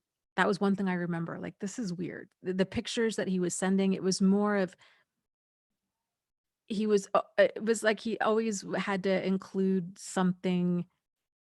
Oh, like here's my, I don't know, like his brand new computer. There was always something in the background, but it really seemed like the picture he was sending was more of what was in the background than it really was of the picture itself, kind of a thing. Anyways, so um we were going to meet, and so I said, let's do a video call, Zoom thing first, and just kind of see if there's a connection that way, and then we could meet for coffee. And so we did. Seemed nice enough, no problem. And then um it was erratic. It was basically a bunch of lies. It was him kind of, and it's stuff that didn't even matter, but it was him scrambling, trying to backtrack. And it was it was interesting. So I just kept bringing it up, like, well, this doesn't make any sense. And why are you saying that you did this when you clearly, it shows that you were online, and you're saying, and he was saying that, um, I don't know. I ended up saving the whole conversation because it was the most ridiculous thing that I had ever, maybe, that I really remember being part of. Like, I'm sure there's been other situations for sure, but that level of madness, there was a paper trail of it. So it was very handy. I'll have to see if I can find that. I had that on my website for the longest time because it was so interesting to just see this guy unravel, basically, and him scrambling with more lies and more lies and more lies, and um him kind of going back to that love bombing to try to get me back in to, um just all these promises. Oh, things could have been so good, and I don't know why you're giving up on us, and blah blah blah. And then it was him. He had video called me, and of course I didn't answer because I'm like, this is the waste of my time. And then it was, oh, I accidentally called you. It was just, stuff like that. Just, you know drama nonsense just tends to bring more drama and nonsense. Then, oh, nope, there was another guy too that I went on only a few dates with. That guy was actually the reason, and again, this was years ago, was the reason I started the website and everything, because that was, um, I had never been around a person that I had felt such a dark, um, malicious, sadistic vibe from. And yeah, and he was really love bombing me big time, and that was turning me off, because of my past and everything. I was like, "Ah, yikes." And it was again, it was that insincere emotion, and there was this, one we'd only, again, gone out, I think, like 2 or 3 dates, and he starts crying, over something, but it was fake crying. It was so over the top, and I called that off, and he flew into a rage and began screaming at me over the phone. I was terrified. I ended up, thankfully, he lived about an hour and a half away, but I ended up calling the police and was like, I don't know if he's going to come by. But I mean, it escalated. It, it was really scary.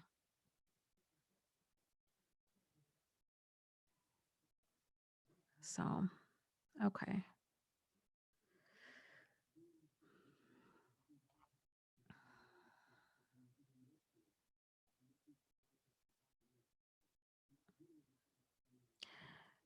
Um,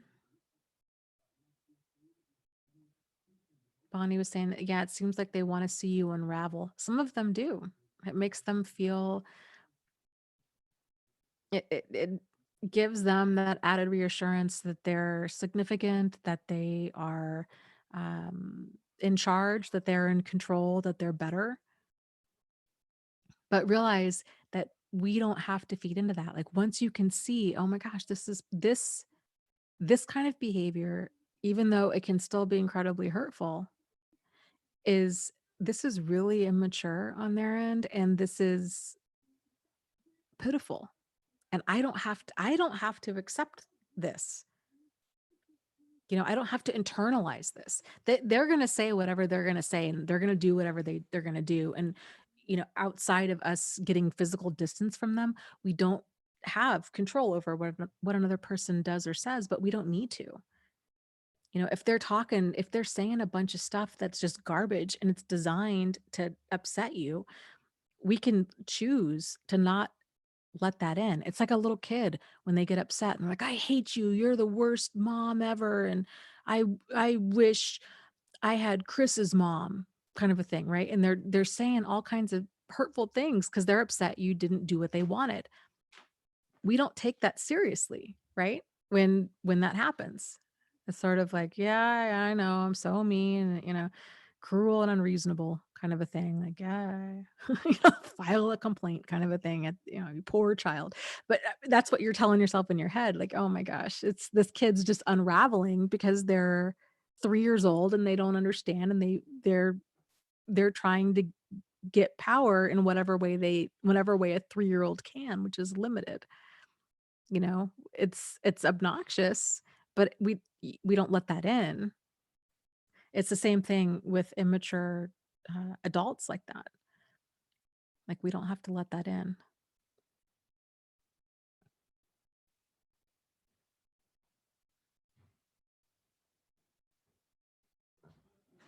Let's see. Oh, yeah, yeah. Jennifer was talking about nice guys, quote unquote nice guys. She says, yeah, I had a coworker like that. He even told me once while we were hanging out outside of work that he doesn't understand how he's always so nice to girls, but girls always go for bad guys. And so then he starts talking about how women don't deserve him, as if everyone is the same or something. Yeah, that's that concerning mentality of, and it's that entitlement mentality of, I'm so nice. That's where that comes from. I'm so nice. Therefore, women owe me. You owe me sex. You owe me time. You owe me your attention, your affection, because I was nice to you. And that's, then what the niceness that you're doing has an agenda, and that's not cool. So know that right there, like you're not a nice guy. You're a guy who has an agenda, and you're using niceness to try to get your way. And then when that doesn't work, then you feel cheated and slighted and used and exploited because your niceness didn't get you what you want. But the reality is your whole strategy was off from the get, because that's not cool, male or female, for anybody to do that. But it's a sign of emotional immaturity, and people that have that strategy, that mindset, they don't realize this. They really do feel like they're the victims. I'm so nice. I'm so nice to people, and I can't get them to do what I want, basically. It's not, life's not fair. And then they feel entitled to lash out and say hateful or do hateful or hurtful things. So, and I can understand how somebody would feel like a perpetual victim if that's because they're going about things the wrong way. Man, I tell you, there's so many of us out there that have these they're just wrong, flat out wrong roadmaps of life and of how to interact with other people. And it's sad because I'm sure that a lot of the men and women that are those kind of quote unquote nice guys or nice gals, they learned that from somewhere, and they thought this is accurate. If I'm nice to other people, they'll be nice to me. This is appropriate. This is how to have a relationship is, but not realizing, no, this is manipulative. Like you're using niceness to try to get your way instead of just treating other people with dignity and respect, and not have some, not being upset if things don't go as planned.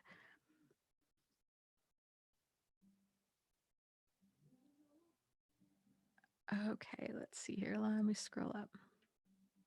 Right. Cecilia says, yeah, niceness coins for future gains. Yeah. And I will say, I think this lesson can be extended to all of us because I have done this in the past. I see other people do it a lot. It tends to be, um, it's back to the whole Pete Walker kind of 4F style. If a person has that style of, this is how I go about getting my needs met, is that friend style. And if it's through niceness, that's how they do it. A person that goes into fight mode, they're using anger. They're using abusive anger and intimidation to get their way. A person who's using flight mode, um, they're escaping to get their needs met. They're avoiding. They're using avoidance to get their needs met. Um, Freeze mode, that person's just frozen. They're indecisive. They're not, there's no, they're afraid to make a mistake. So they're just staying put. And then you have that friend mode, which is that level of ingratiating behavior of using niceness to try to get their way. But that's not, um, I think it's really good to kind of cross check our intentions to see, because I think some of this behavior is so deeply rooted in uh, kind of social expectation, and it can be passed down unintentional. It can be passed down as well-intended but bad advice. If people will treat you like how you treat them, and um, if you're gonna do something nice for another person, it that's it. Like it just ends there. You're doing something nice for them because you want to do something nice for them, but it's not nice if it's doing it with strings attached. Then it's manipulative. And I will say it's very freeing when we are able to take action, um, to be like, gosh, you know what? Yeah, I want to do something that's nice for this person simply to be nice, no strings attached. It's so freeing. It's just, then it feels good. Like, I did that because I thought I thought they would enjoy it. And in turn, I feel like seeing them enjoy it makes me enjoy it. And that's enough. That's it. Life is just so much easier. So, uh,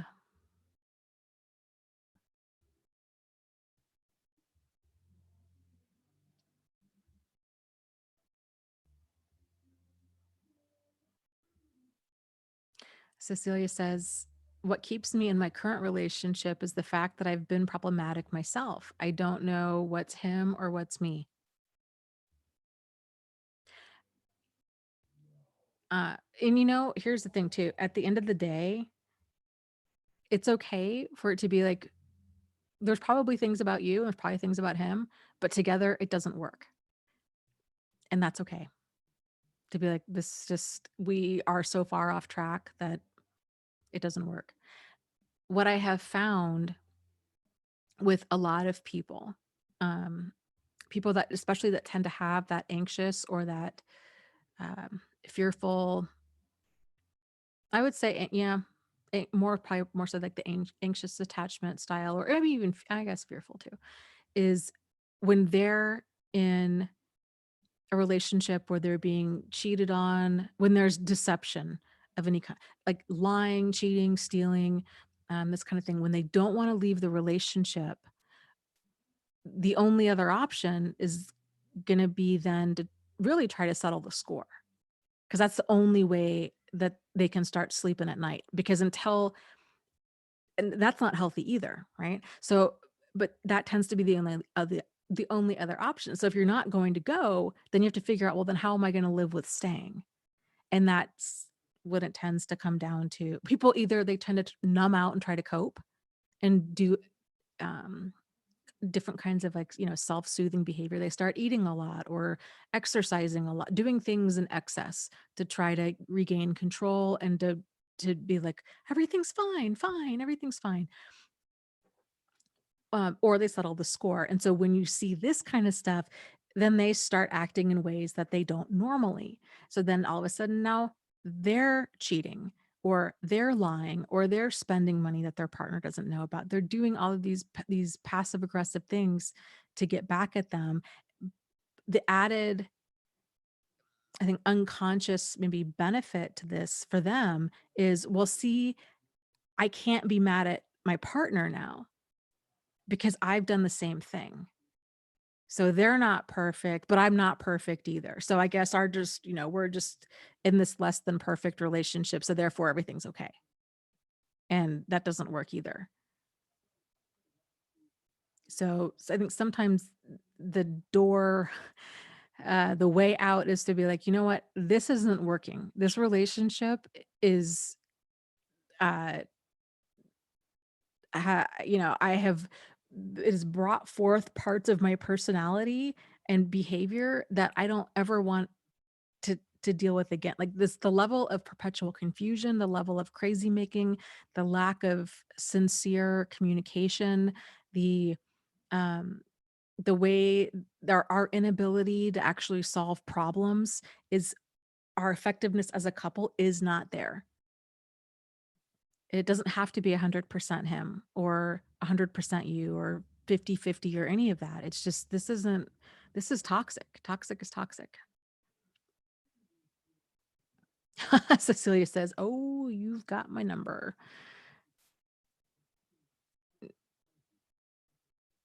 Yeah, and this, when that starts happening, when you have 2 people, especially, these relationships can get so volatile that, and I'm not saying that yours is headed down this path, but when you've got this, when you've got one person who's just doing whatever they want, and then you've got this other person who's not gonna leave because for whatever reason, um, and but their way of remaining is to try to settle the score, but then the other person is full of entitlement and rage and doesn't seem, they're still going to do whatever they want to do, but then they still feel entitled of, well, yeah, I'm going to lie and cheat and steal, but I expect you to be faithful and loyal and honest, right? That's, so hey, it's a one-way street here. Like, it's all about me and not about you, kind of a thing.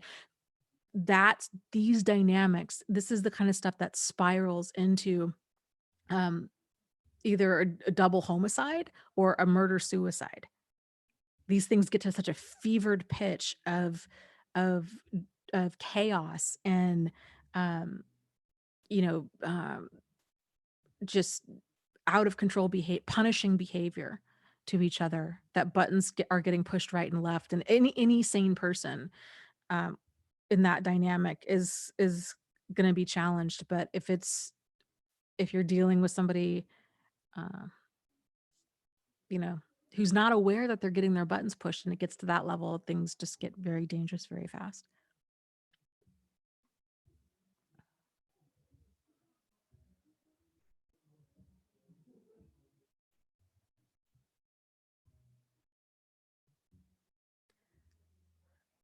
Uh,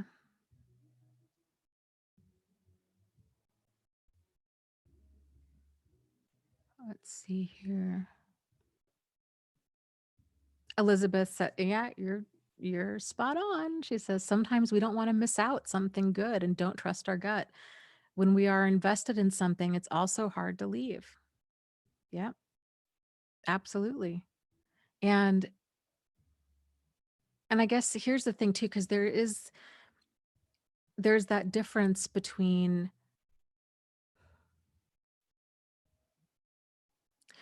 I think our gut instincts give us those early warning signs of, ooh, something's a little off. But when we're really in tune with our boundary standards and deal breakers, and we get comfortable. And this is difficult again, these skills are not taught, and this is difficult for most people, but especially people that have experienced kind of loss in their life, and they're afraid of they are going to great lengths to not rock the boat because they don't want to tip it over. They don't want the relationship to end. So when a person's and that's a place of fear. So when a person's coming from a place of I don't want to rock the boat, I don't want this relationship to end because they've already suffered enough loss in their life, then they're not going to have, or they're not going to be comfortable, but they're most likely not going to have that open, honest, sincere, solutions oriented communication, because to do so means to risk upsetting the other person. And and then they might leave. So when we're talking about it, when we're like, gosh, well, this relationship, what if this relationship is that, this wonderful, healthy relationship, and it's something so good, but I'm experiencing all of these red flags. Like, things aren't sitting well with me. I'm experiencing confusion, right? Um, or things that are like, ooh, I don't know if I don't, that's an issue for me. Like that, these are things that I'm not okay with. This person's making jokes that feel condescending. This person, and when we realize it's healthy boundaries and standards and deal breakers involve knowing when where those are for you, where those lines are for you, and when they're being crossed, and not waiting until the crossing of those lines becomes like egregious, or to the point where you need to get the police involved. It's these little crossings of like I don't like joke. I just don't find jokes like that funny, you know? And if they continue to, because again, nobody knows where our boundaries are, right? Until we make them known. And if they start fighting you about that, oh, well, come on, you need to lighten up. And it's just a joke. I don't know why you don't find that funny, or I don't know why you can't handle the truth, or blah, blah. Then that shows this person's not respecting your boundaries. And that's a huge problem. So that isn't a red flag. Like, if that can't be addressed, then that's a deal breaker, because that's not workable. You can't have a relationship with somebody who's that insensitive. So, um, and then also this is where the going slow part comes in, because if we're so focused on, but this could be so good, and generally relationships are so good the first 90 or so days, 90 days to 6 months, because it's that infatuation side or stage of the relationship. It's, people are putting in extra effort. They're generally into their appearance, into their quality time spent with the other person. They're probably having a lot of sex. Like, they're focused on what we have in common. Oh my gosh, you love to go to comedy shows. I love to go to comedy shows. You love, I don't know, whatever. Breaking Bad. I love Breaking Bad. You're so focused on creating the connection that the focus isn't on, and it just, in a lot of it, there hasn't been the opportunity for differences to surface yet. That just takes time. But it also requires two people being authentic, and being willing to be like, ooh, I'm not okay with that. Like, that's, whatever it might be. Like, ooh, they really want to, I don't know, go to a luau, and you're a vegetarian. And you're like, yeah, not really my thing. I don't want to, I don't want to see that or be a part of that. Whatever it might be. They want to argue. They want to talk politics continually. And you're like, you know what? I don't want to, we don't agree on this. Or even if we do agree on this, I just don't want to talk about it. It's just so heavy or negative, or you want to talk about it all the time and they don't. Like, whatever it might be, that it's just not a good, um, not a good match. Realizing that, not, I guess what I'm saying is seeing the infatuation stage for the infatuation stage, and not thinking that the infatuation stage means that this whole relationship is amazing. And that if you walk away then you're walking away from this amazing thing. Like, that has yet to be determined. If it's still the infatuation stage, you don't you just got 2 people on their best behavior. That's like a job interview. That's not real. Like, people are you're seeing each person's bringing their highest and best self to the table. You're not seeing, you know, the authenticness there. Yeah, exactly. Cecilia says, yes, shared interests do not necessarily a relationship make. Exactly. There's something to be said for having chemistry and connection. Those are important, but so are, you know, effective communication and character. Oh my God, character. If that's not there, then if a person has no moral fiber, then um, you know, don't expect a moral relationship. There was a scene. I need to get back into making shorter videos. There was a scene with was it Suicide Squad? It was some awful movie I was watching. With Harley Quinn and the Joker, and it showed, and of course they have this like, deeply dysfunctional relationship, right? And abusive relationship, and it shows kind of her fantasy of him. And she's kind of this housewife, and he's this loving husband, and they have a baby, and it's not even close to the reality of the situation, because she's caught up in that, thinking, oh, our relationship could be like this someday if I could just get through to him, right? But he's a complete psychopath. So you know uh let's see, where was I going with that? I'm sorry, that was gone off on a tangent. um oh yeah, character. Yeah, if a person's showing a complete lack of character, then that's a problem. So there's character, there's chemistry, there's connection, there's um communication, there's, I would say, that having a growth mindset is so huge. um and connection, and not just things in common, but are you going in the same direction in life? Are some of the major things there? it, what is does religion factor in? Do children factor in? Do where you live, or how much money you make or not make, does any of this factor in? And if so, to what degree?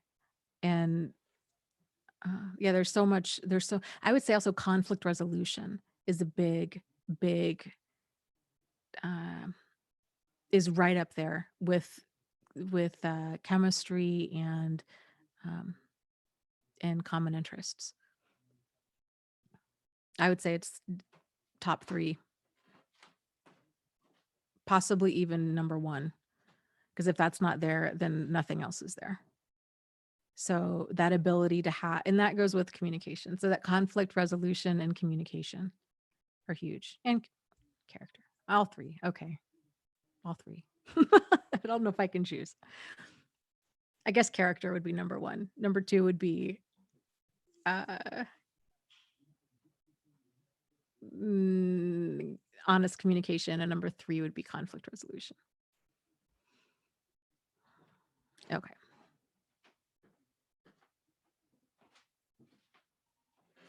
Alicia says, sometimes I can't tell the difference between gut feelings and anxiety. Oh, that is such a great comment. Yes. I I think we all can relate to this. I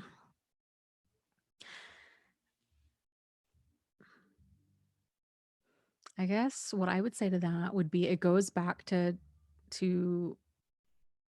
boundaries, standards, and deal breakers, but more so to, if you make the new standard, that you don't do perpetually confusing and you don't do crazy making. That is a really good North Star right there. So let's say, for example, you're walking in a dark parking lot, or even hell, even it's a crowded parking lot in the middle of the day.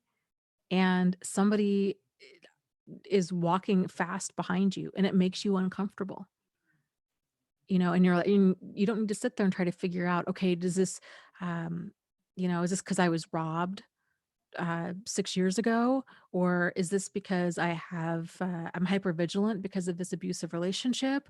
Or is it, am I being overly sensitive? Maybe this person's in a hurry. Maybe, maybe. Like it doesn't matter. So we don't need to sit there and try to second guess other people's intentions. This helps tremendously. Or we don't have to know for certain, I guess is what I'm saying. All you need to know is if you're like, okay, you know what? I don't do perpetually confusing and I don't do crazy making, then there's your answer. Then it's sort of like, you know what? If something is making me uncomfortable, I'm going to take a different action to where I can regain that level of comfort. So we don't need to continue having somebody walk behind us at a quick pace. We don't need to continue to sit there and be uneasy because we don't want to hurt their feelings or be rude or um, fear that we're being hyper vigilant or somehow prove it to ourselves that we're not really in danger. Just, no, just cross cross the way. You can stop. You can turn around. You can get out your phone. You can do all kinds of things to try to restore your level of comfort. So in relationships, and this takes just time and practice, and it takes being honest with yourself. When you are being treated in a way that you don't like, that makes you uncomfortable. And maybe this is something that I really need to spend more time on because it's such a game changer. We talk a lot about uh, being mistreated, being our eyes open to verbal abuse or emotion, gaslighting or emotional abuse or psychological abuse, that kind of stuff. The more covert forms are just as dangerous, but they're so much more difficult to spot. So, in addition to knowing when you're being flat out abused or mistreated, it's also just as important to know when you're being treated in a way that you're not comfortable with. A a stranger walking quickly behind you, a new potential love interest making uh, jokes, but that are condescending and things that you don't find funny.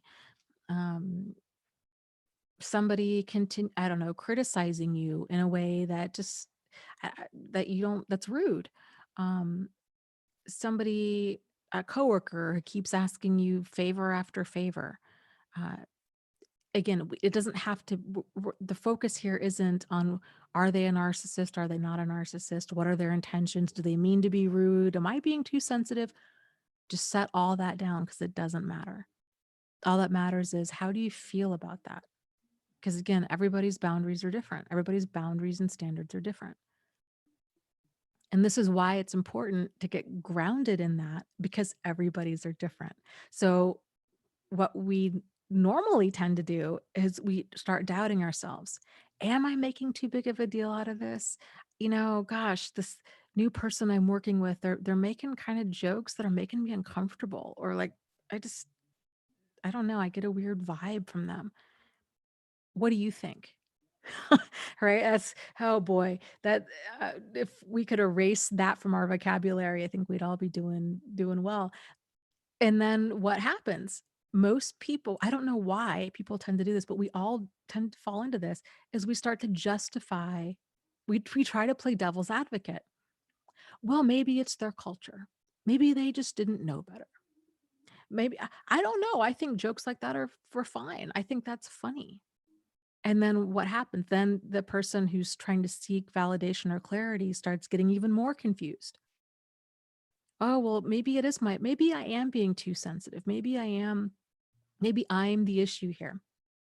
You know, if somebody else thinks these jokes are funny, but I take offense to them, or I think this coworker is kind of creepy and I don't like how close they stand to me, then it must be my issue. No, everybody's got their own lines in the sand, and it's okay. It's okay and healthy and normal to have lines in the sand with stuff. And it doesn't mean anything other than that's where your line. Some of the stuff's cultural, some of it's, I mean, some of it is legitimately cultural. Some of it in somebody's culture, they might stand have, really close or just, yeah, just be all up on you. Um, or the way that they communicate is maybe really brash. That doesn't, just because it's their culture doesn't mean that you need to be okay with it. It's still okay for you to be like, you know, to back up and be like, I still need my 3 feet. Or now with COVID, I need a good 6 to 9 feet. Like it doesn't matter if it's their culture. It's not okay with you. Does that help? Because I think once you get more comfortable in just being like, yeah, these are my lines. I don't care what anybody else thinks. It doesn't matter what anybody else thinks. These are your lines. Then it makes it a lot easier, um, to, I think, to just kind of set your boundaries and to not get knocked off balance so much and not get caught up in the, uh, is this my, intuition, or is this anxiety or hypervigilance? Like sometimes it's just a preference, and that's okay.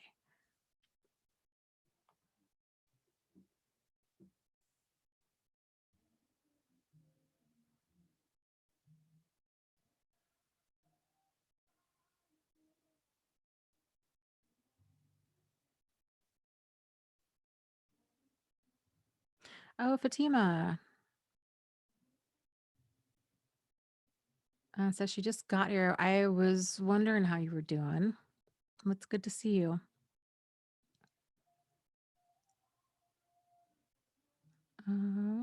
She says, I wanted to attend the live stream, but it was impossible and really dangerous. My parents pressured me into apologizing, and so I did. They started to physically and emotionally harm me, so I had to apologize. My dad attacked me with a chair. They cut off all of my resources. I had no phone, no laptop, so I could not create a plan to leave. I also had audio evidence on my phone that I needed. Okay. So, where are you now? How are things going for you today?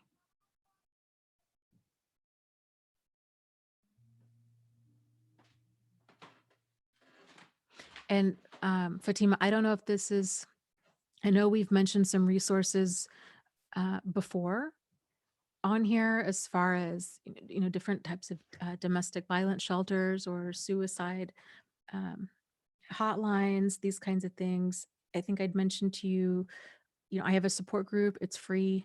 You can find it on Facebook. It's if you look for the group, not the page, the group for Thrive After Abuse, you'll see us.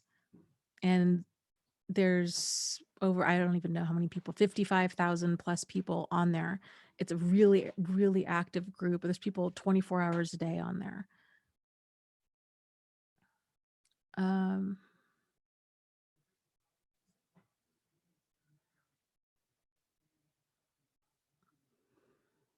let's see here. Let me. No, she was saying, yeah, I was thinking about kind of trying to trick them into believing that I'm not onto them. Gareth is saying, you do anything to keep the peace within reason, basically play their game. I agree completely. I agree completely with that. Because here's the deal. Because Fatima had asked, did I make a mistake by apologizing? When situations become, when it becomes very clear that the other people that you're engaging with, whoever they might be, don't have boundaries, and they don't have boundaries to the point of they feel entitled to become violent, either physically or emotionally or verbally or what have you. There is no reasoning with people like this. So this, because the issue here isn't communication. It's not that, oh, if I, just tried harder to get through to them, that they would somehow change. No, their issue is they don't respect your boundaries. And the more you try to set them, the more it's going to enrage them because they don't feel that you should have boundaries with them. So I agree with Gareth. The whole kind of, you need to do, there's a a gal years ago, a gal had mentioned, she called it, uh, oh, basically it's like smart like a fox. So it's not gray rock. It's which gray rock is kind of this emotional neutrality and distance from the person, like emotional distance. Kind of this whole smart like a fox or dumb like a fox is what she called it, dumb like a fox. The whole dumb like a fox approach is kind of feigning um naivete, like, oh, I don't know, everything's fine. I don't know what you're, I have no issue. Boy, you're saying whatever you need to do. You're saying and doing whatever you need to do in order to keep yourself safe, to bide your time so you can get out of there. That's the whole kind of dumb like a fox. So that they're not catching on to it.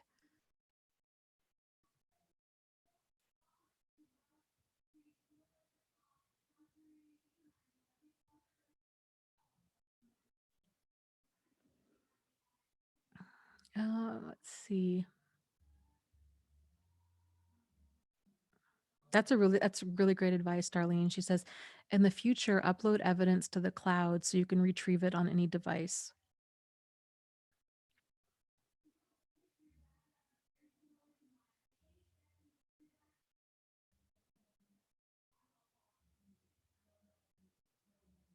People are talking about Sarah saying she's been divorced for many years now, and men her age in the dating pool are apparently very ill-equipped for relationships. She says, I still hope to meet someone great though, because I'm pretty great. Yeah. And there are, I- just I think kind of, especially with online dating, there's so many insincere people out there, but there really are lots of just awesome people in general that are out there. They do exist. Um, just can take, it's like finding a good fit with anything, a good fit with a job, or uh, you know, just finding exactly what you're looking for in that kind of environment, and you're like, I can grow here, like I can thrive in this, and it's a win-win kind of thing. It's difficult to find, but it's, boy, is it worth it. Let's see. Let me. Yeah, Fatima says, yeah, the whole no emotion and no talking back made them even more violent. I could not do that. Yes. So yeah, I think that whole approach of, yeah, this is the level of emotional detachment that tends to go with gray rock, with the, okay, I get what's up. So you're emotionally disengaging from the situation. You're not, you realize, okay, their behavior is outrageous. They have no boundaries. They are being physically and emotionally and verbally abusive. They're intentionally trying to push my buttons. They're trying to control me. Th- Like, that you can't, there is no getting through about that. So now you're going into self-protection mode, kind of a thing. Um,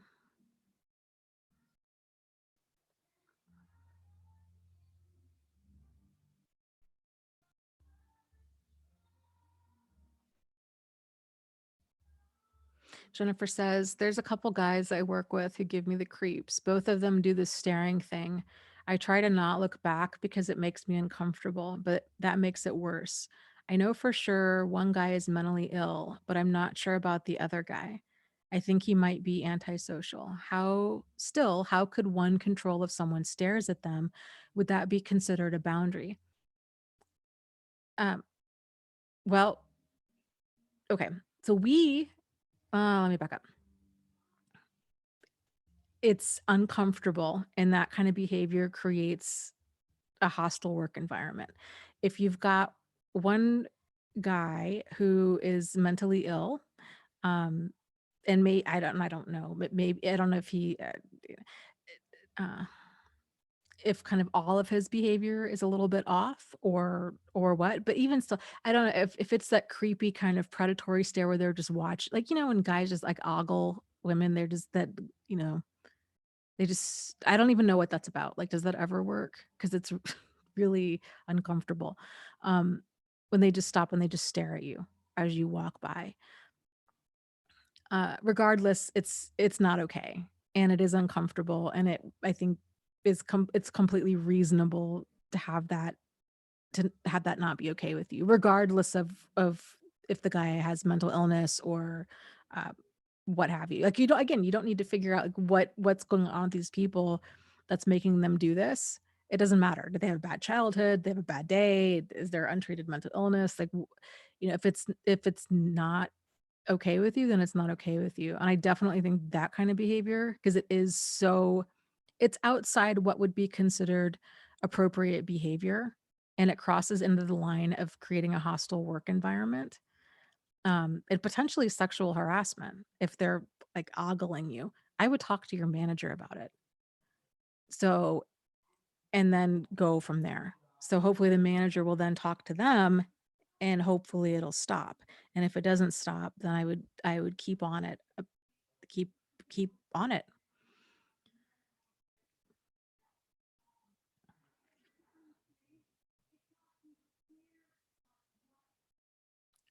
Okay, let's see. SD, this I think I only got part of this question here.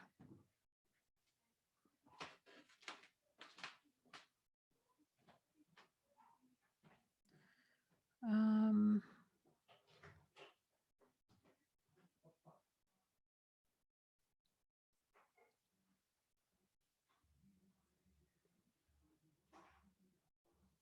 okay, sorry here. Let me see. SD.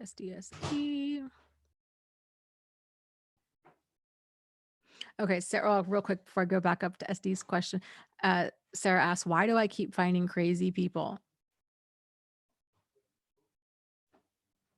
Well, it's a mixed bag. There's just a mixed bag of people out there. And this is why none of us, we all think we're a good judge of character. And the reality is the vast majority of the time we're not.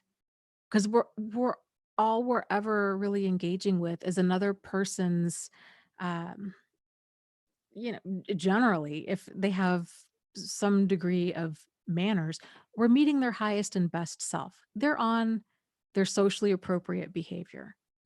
And so we don't know a person. So we all tend to be shocked. We're like, oh my gosh, this person's a total wackadoo. Where did this come from? This person's racist and sexist and misogynistic and on and on and on.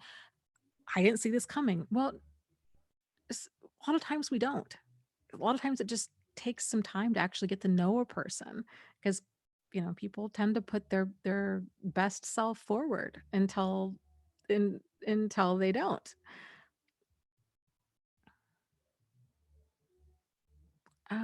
Let's see here. So the big let me just kind of get into that a little bit more. The thing, and if you've been around this channel for long enough, you've probably heard me talk about this a million times. I won't go into great depth because I know people here have heard me talk about it a lot. But the thing with crazy people is we can't help who we attract, but we can control how long we keep them in our life. So that's where there's no sense in worrying about like, why do I keep attracting these people? It's focus on um, either what attracts you to them, like what do you find about them attractive, or how long are you keeping these people in your life and why? That's where your power and the magic comes in, because that's the part that you have control over. Odds are there's patterns of behavior within them that might be initially drawing you in. So if there's a pattern, like for example, for me in my own life, it was a lot mm, um, friends and significant others. The pattern was I was very drawn to people who were quick to um, kind of make kind of create this whirlwind, want to spend a lot of time with me, kind of shower me with attention and affection. And I just drank that up and I thought it was healthy. And then within time, it was, oh, these relationships are controlling. This is, I didn't see that there was a pattern there, but that's the hook that kept getting me all the time. And that hook was coming from, I had these vulnerabilities. I had been walking around my whole childhood feeling kind of unloved and invisible and unimportant. And so when I started feeling important and loved, I um I gravitated towards that. And I couldn't figure out where I was going wrong because I thought that was healthy. I didn't realize that a person like that too much, there could be too much, that too much attention, too much affection, too much too soon, that's not that whirlwind isn't romantic. Like it's not a romantic whirlwind, it's a freaking tornado. And it's healthy, but people don't do this and they don't jump into it. That was a game changer. So uh something to consider. Jennifer says, okay, these guys that are staring at her, she says, but they really haven't done anything else out of the norm. Well, that's okay. That they don't need to. That's enough. It's not cool to just have somebody just stop and stare when you walk by. That's uncomfortable. And uh, you know, I still think that's worth addressing. It's just life's too short to work at a place where you feel life's too short in general to walk on eggshells and to just feel uncomfortable like that. So it's something that I would address. I think any reasonable manager is male or female is going to understand, yeah, that's uncomfortable. It's creepy and weird and not appropriate.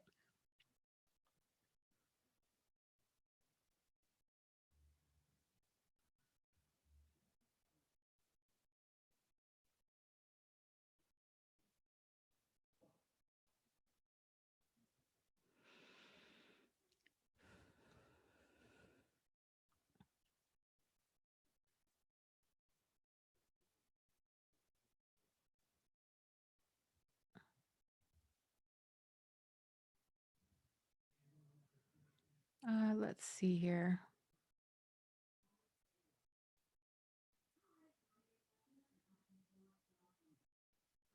Jennifer says a few years ago I had an issue with a supervisor and a coworker went to a manager about it without my knowing.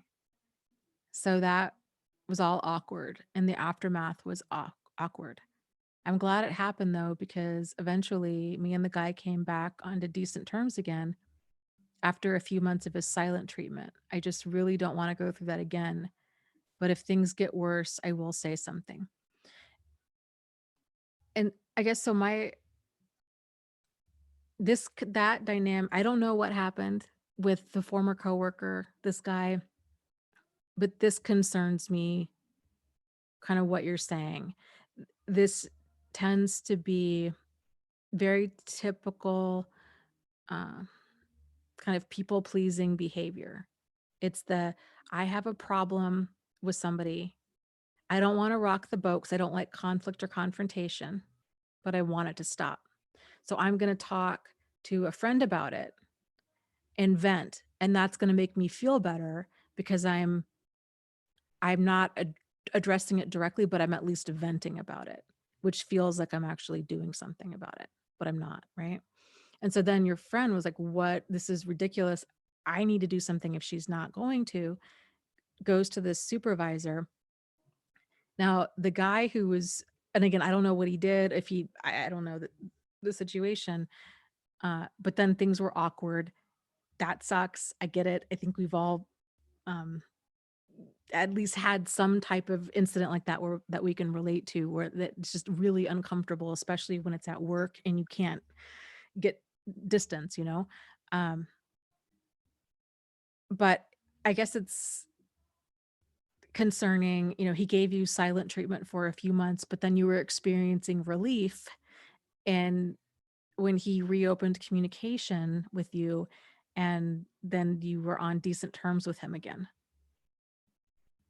So I guess what concerns me about that is um, just that deep level of discomfort with um, conflict and confrontation. And I know it's uncomfortable. There's very few people, outside of attorneys and sociopaths and narcissists and who might all kind of be one and the same. But outside of that, most people really don't like conflict or confrontation. It is awkward and uncomfortable. But asking yourself, what are you thinking back to, what chair are you in? Are you in the adult chair or are you in the child chair? What are you afraid of? What is the concern? These are two random people you have no emotional investment in that are coworkers. Thinking about it in terms of, okay, in the adult chair, what is the concern? The child point of view is, oh my God, I don't want them to be mad at me. What if they're mad at me? And what if they hate me? And then things are going to be really uncomfortable. And I don't know what I'm going to do. And all of that's coming from um, kind of these unhealed wounds, this insecurity. But hopefully you can see it from when you see it more from when you get back into that adult chair and you're seeing it from an adult perspective, you're able to see that this is not this giant boulder in your path. This is a pebble in your shoe. Who cares? Who cares if these guys have an issue? They're doing something that's socially inappropriate. It's not okay. And you're not trying to get them fired. You're not trying to do anything. You're just saying, hey, not cool.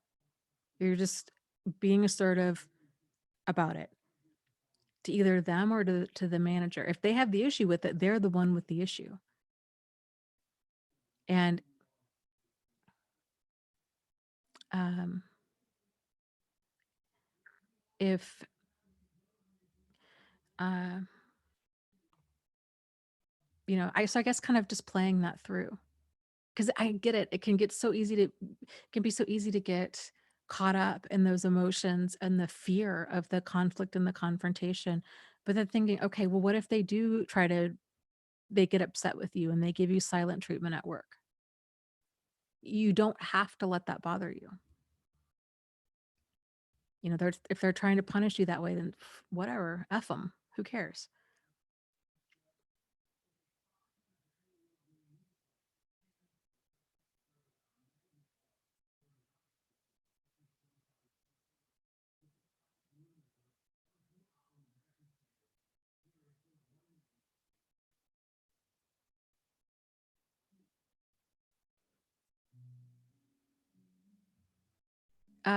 Gareth asks if I'm German.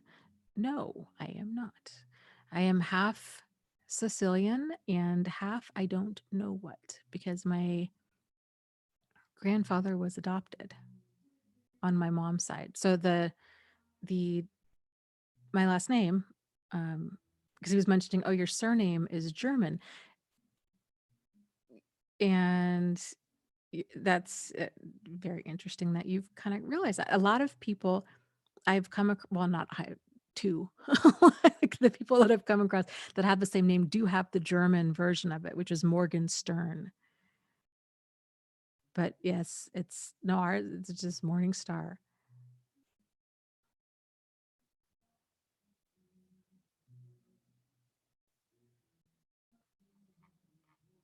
Let's see.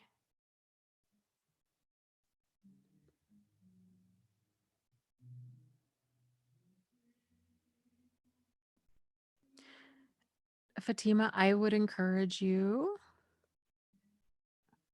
that yeah, I agree. She's saying, sounds like her sister's got an eating disorder and siding with the parents, and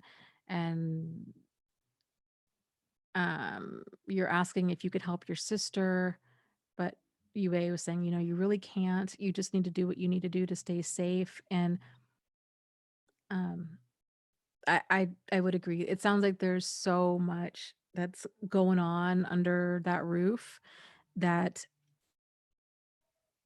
I would just strongly encourage you to contact a local domestic violence shelter. Like I said, they have counseling there. It's free. This kind of stuff, these really deep issues where we're talking eating disorders and your fear and physical abuse and all of this. Um, I mean, I think you would have more of the support that you're needing to reach out and contact somebody at a domestic violence shelter, and they'll be able to best kind of help you figure out um, how to help yourself and potentially how to help your sister. And that might involve, I don't know, if she's 13 and she's being abused in the same way, then it might involve getting child protective services involved. But staying in that house when there's this level of um, chaos and abuse and trauma going on, to it, it's going to be, I mean, next to impossible to try to navigate that and have any type of healthy outcome come from it. Cecilia says, okay, yo, you just gave me an aha moment.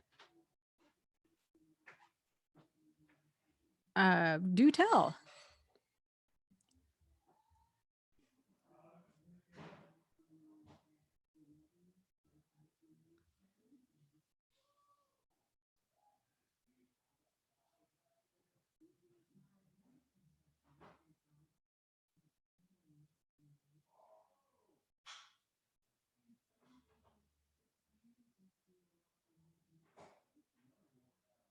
Larissa was saying, staring from a coworker, worrying about ex-employee weirdness is not worth discussing. The real victims of narcissism are those who've suffered gaslighting for years, who felt life or death situations. Seriously, the term has been so flipped into this overrated topic. Well, the topic that Jennifer was talking about had to do with boundaries, which is something that I think all survivors of any form of abuse really struggle with. And so I think her question and comments were absolutely valid. And um, the concept of real victims versus I don't like the whole kind of like oppression Olympics, right? Like, okay, well, whose pain deserves a gold and whose pain deserves a bronze or a ribbon, or not even you shouldn't even be able to compete. Like that kind of stuff. It's so common in support groups and survivor circles of, oh, other people have had it worse or I've had it worse. And that's and Jennifer's gone through a lot of real stuff. I mean, this conversation about creepy coworkers was more her kind of navigating boundaries and getting confident in her decision with how to move forward. But um, you know, everybody that goes through stuff, it's their stuff, and it's very real to them at any level.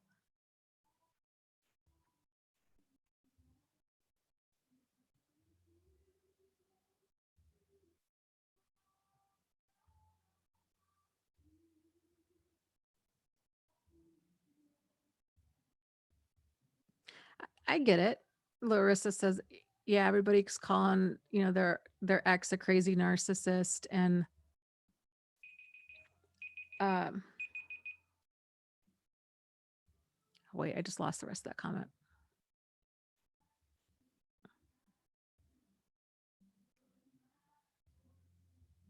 Blah. I just lost the rest of the comment. I get what you're saying. People are calling their exes, people saying, oh, it's crazy narcissist or whatever, so that it means nothing compared to the real actual cases. I think the quote unquote real, well, keep in mind too, the real actual cases are on a spectrum. So ranging from, emotional, I would say emotional neglect on the more quote unquote mild side, which still has profound negative consequences, to like severe emotional, psychological, verbal, sexual, financial, physical abuse. But anywhere along that spectrum is incredibly damaging to a person. But I get what you're saying, and that's one of the challenge. That's, I think, one of just the challenges in general with talking about abuse and talking about um, kind of developing the vocabulary around this. So, and using the vocabulary around this, because some people do feel like, well, um, that certain forms of abuse are less than other forms of abuse, are somehow not as serious.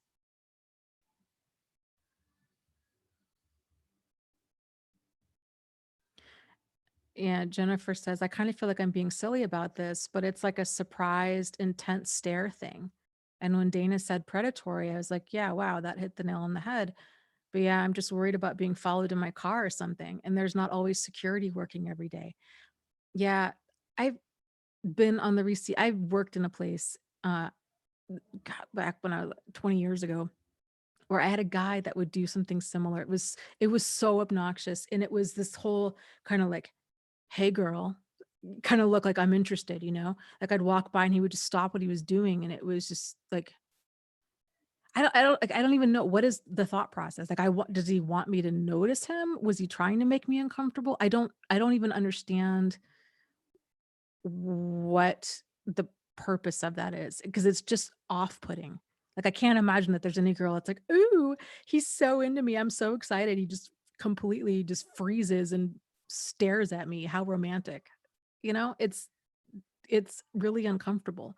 So I would be uncomfortable too in that situation. And I think a lot of people would. It's completely okay to not like to be stared at like that. It's like WTF? So um yeah, I I would let some coworkers know, and don't go out to your car alone. I had a roommate, the guy that was doing this to me. I had a roommate. It was so when I did work late, my roommate would come meet me at work and he would drive 10 minutes and just so I could leave it out and go to my car because I felt the exact same way. And am I making a big deal out of this? Is this just his culture? He hasn't said or done anything else. Maybe he's just joking. Um, all of that.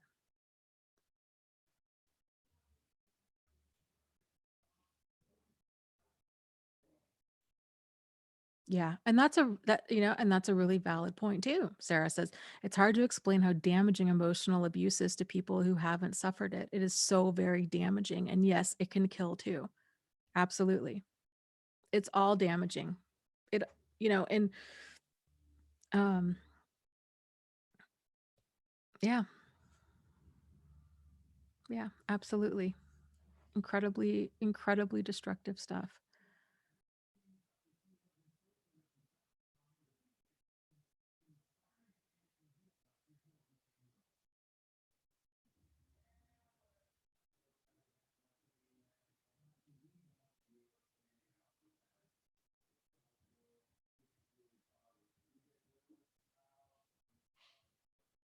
Yeah, Larissa says, thank you. I totally understand and get it. I don't mean to undermine any abuse. Yeah. Okay, so I think everybody, this is a good conversation. And this is one of the things I really like about this group here is in general, when we have, I would say, 9.95 times out of 10, when there's some sort of disagreement like this, it can be resolved through communication. 'Cause people are like, oh, you know what? Let's have let's have that open, honest, sincere, solutions oriented communication and still try to hold each other with dignity and respect in this. Let's talk about this because this is a real issue that survivors of abuse face, where survivors that have gone through like horrific I mean, again, all abuse is horrific, but that have really gone through just this, emotional meat grinder of with gaslighting and physical abuse and sexual abuse and all of this. And when they do hear people talking about, oh, my ex is such a narcissist, or it seems like it's more on the mild end, it creates this divide. And then the person that has gone through multiple forms of abuse or multiple forms of severe abuse feels minimized and angry and invalidated and um sort of like I don't belong in this, like what I experienced was way over here and then I don't belong over here, and so then they're back to feeling, you know, kind of isolated again. It's an issue, and um it's one of the it's one of many issues that I have had to try to figure out with the support group. So like when it comes to healing, we have people at all different stages of understanding and healing, like not even talking about experience wise, but just understanding and healing. And we were getting, so it's an ongoing thing. It always is in the group. Some people come in and they need to figure this out, and they're at that verbal ventilation stage where they have a ton of questions. They need to be validated. They need to just talk things out. They need to just be heard. And then there's other people that are like, I don't want to hear anything more about abusers. Like, I want to focus on us. And then again, that creates this divide. And then both sides feel like, well, gosh, well, where do I belong? It's, there's just so many moving parts to this. It's, oh, I don't know. It's hard. It's just really hard.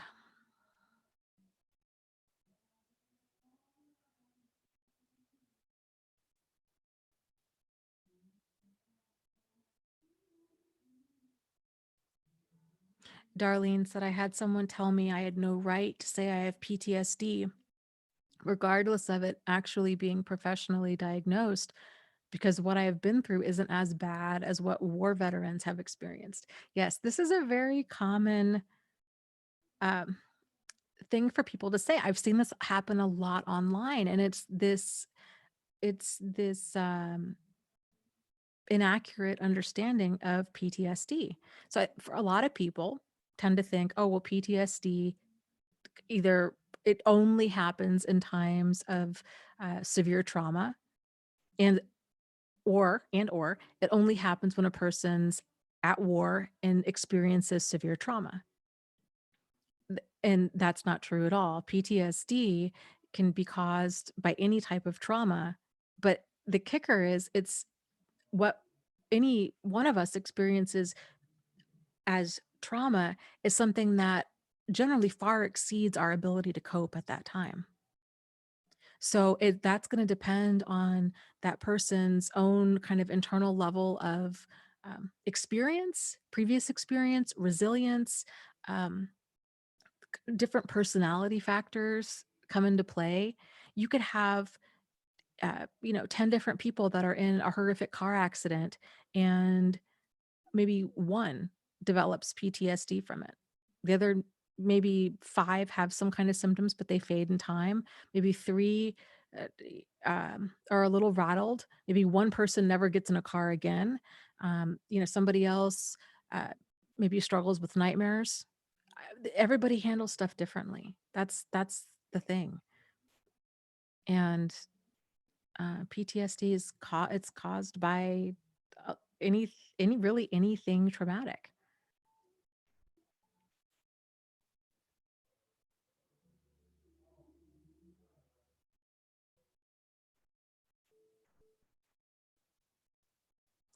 Jennifer, too, the whole these guys staring at you.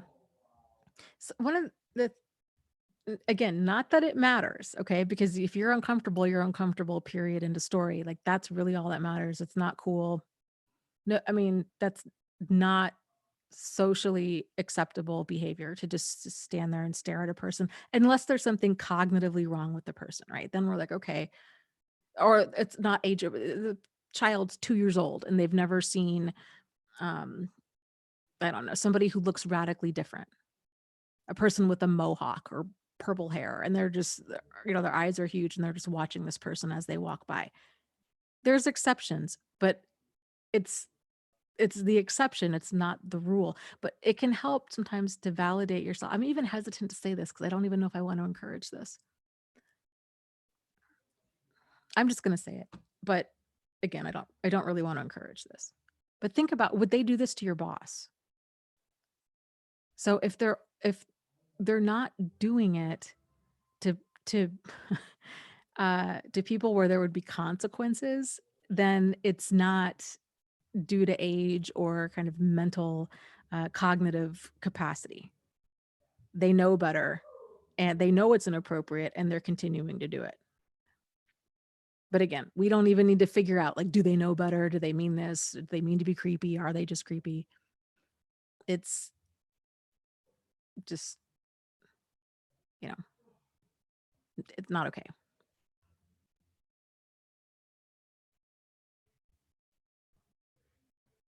I would, but I would encourage you to talk to your manager about it, and I would encourage you to get a paper trail. So, okay, we are over on time.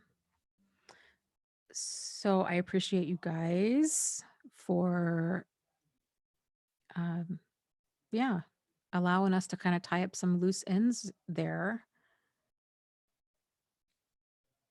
And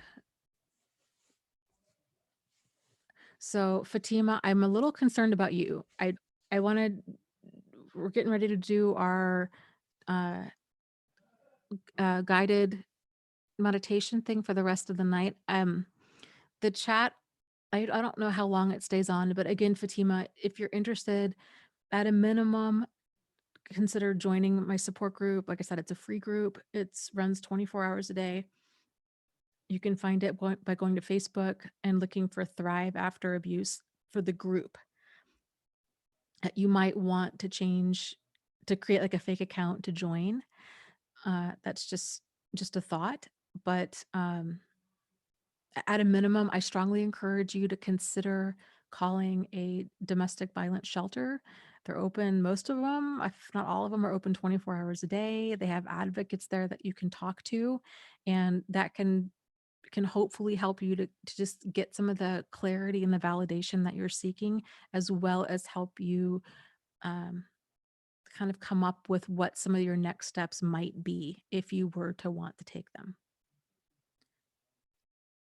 So Esther asks, how do you join the support group? You basically just request to join and it'll ask you 3 questions. We try to filter out, you know, spammers, scammers, problematic people, just basic questions. Uh, and we go from there. We let you in. So, oh, thanks, Tesla. She says, oh, thanks, Dana. I'm so glad I found your channel. Well, we're glad to have you here.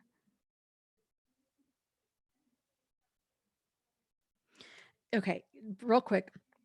Ava says, I tried joining a group on Facebook, but my ex found it and sent a screenshot to my divorce attorney as me trying to slander him, and it was a private group. Yes, for this reason, um, this is why I always encourage people, even though groups can be private, people can follow you in. They have ways to see kind of where you are. It doesn't require a lot to kind of, if somebody really wants to see what somebody's up to, they can figure it out. So if privacy is at all a concern, I always encourage people, create a fake account with names and pictures that you've never used before. So somebody can't just do a Google search. Let's say you always use the same screen name. Like, I don't know, I love Chihuahuas. Like if that's my name, or I don't, whatever. Uh, and then I use the same profile pic. Somebody can do a Google images search for that picture and it'll show up. Or they could do, if I have a unique screen name like that, um, they can Google that, and it doesn't, like I said, it doesn't take a lot to kind of connect the dots. So it helps to have a completely different name, different pictures, the whole nine. And this is why we ask on one of the questions we ask for the support group is your profile new? And if so, why? Because we get a lot of survivors in there that have brand new profiles that are fake accounts. And so when they tell us, yes, I created this account because, my ex is following me into groups, blah, blah, blah. We get it. And, you know, so Esther asks, will this Zoom be available after you go off air? In theory, yes, it will. So I've had issues with Zoom the past couple weeks. They just did an update, and my computer also just did an update. So we shall see what happens this week. If not, um, hopefully it'll disconnect and be available in the next couple hours. That's what happened last week. I don't know. We'll see. We'll see. Okay. So with that said, uh, let's take some time and just be in the moment, okay? And relax as much as we possibly can.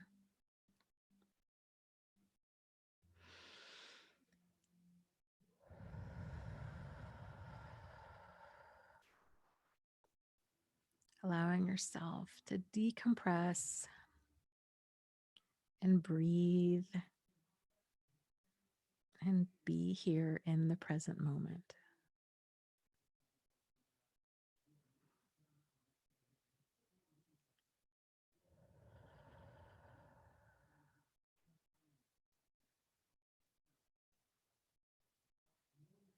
With each breath, noticing your chest easily and effortlessly rising and falling.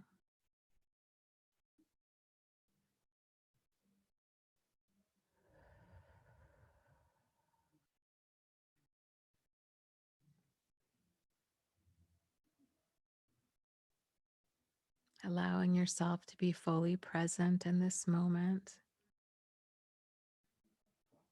releasing worry or anxiety about the future,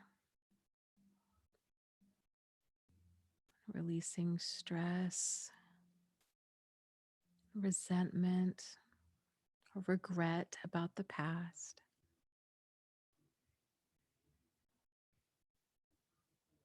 Allowing yourself to be fully present in this moment. Realizing that there are lots of wonderful, good things about you.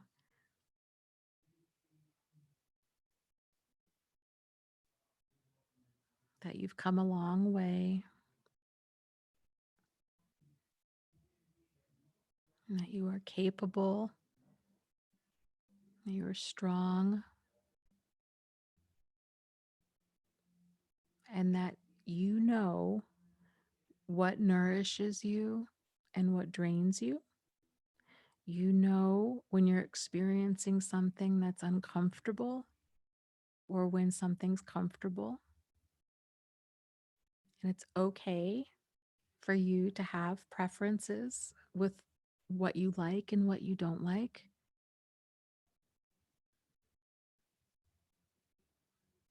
These are just the basics of being human and being a person.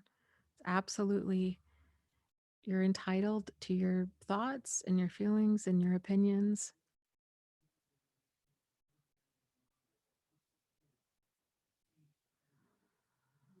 There is a lot that is right with you.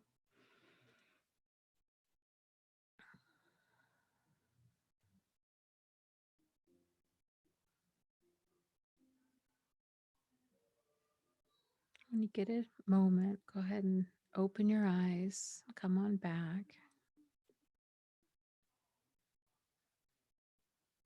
Wiggling your fingers and your toes.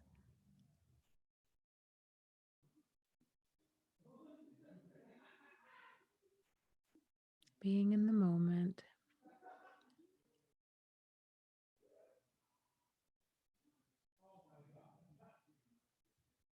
Okay, and so with all of that said, thank you everybody for your support of each other in the chat, for all of your wonderful questions, moderators, for everything that you guys do to make this as safe and supportive as possible.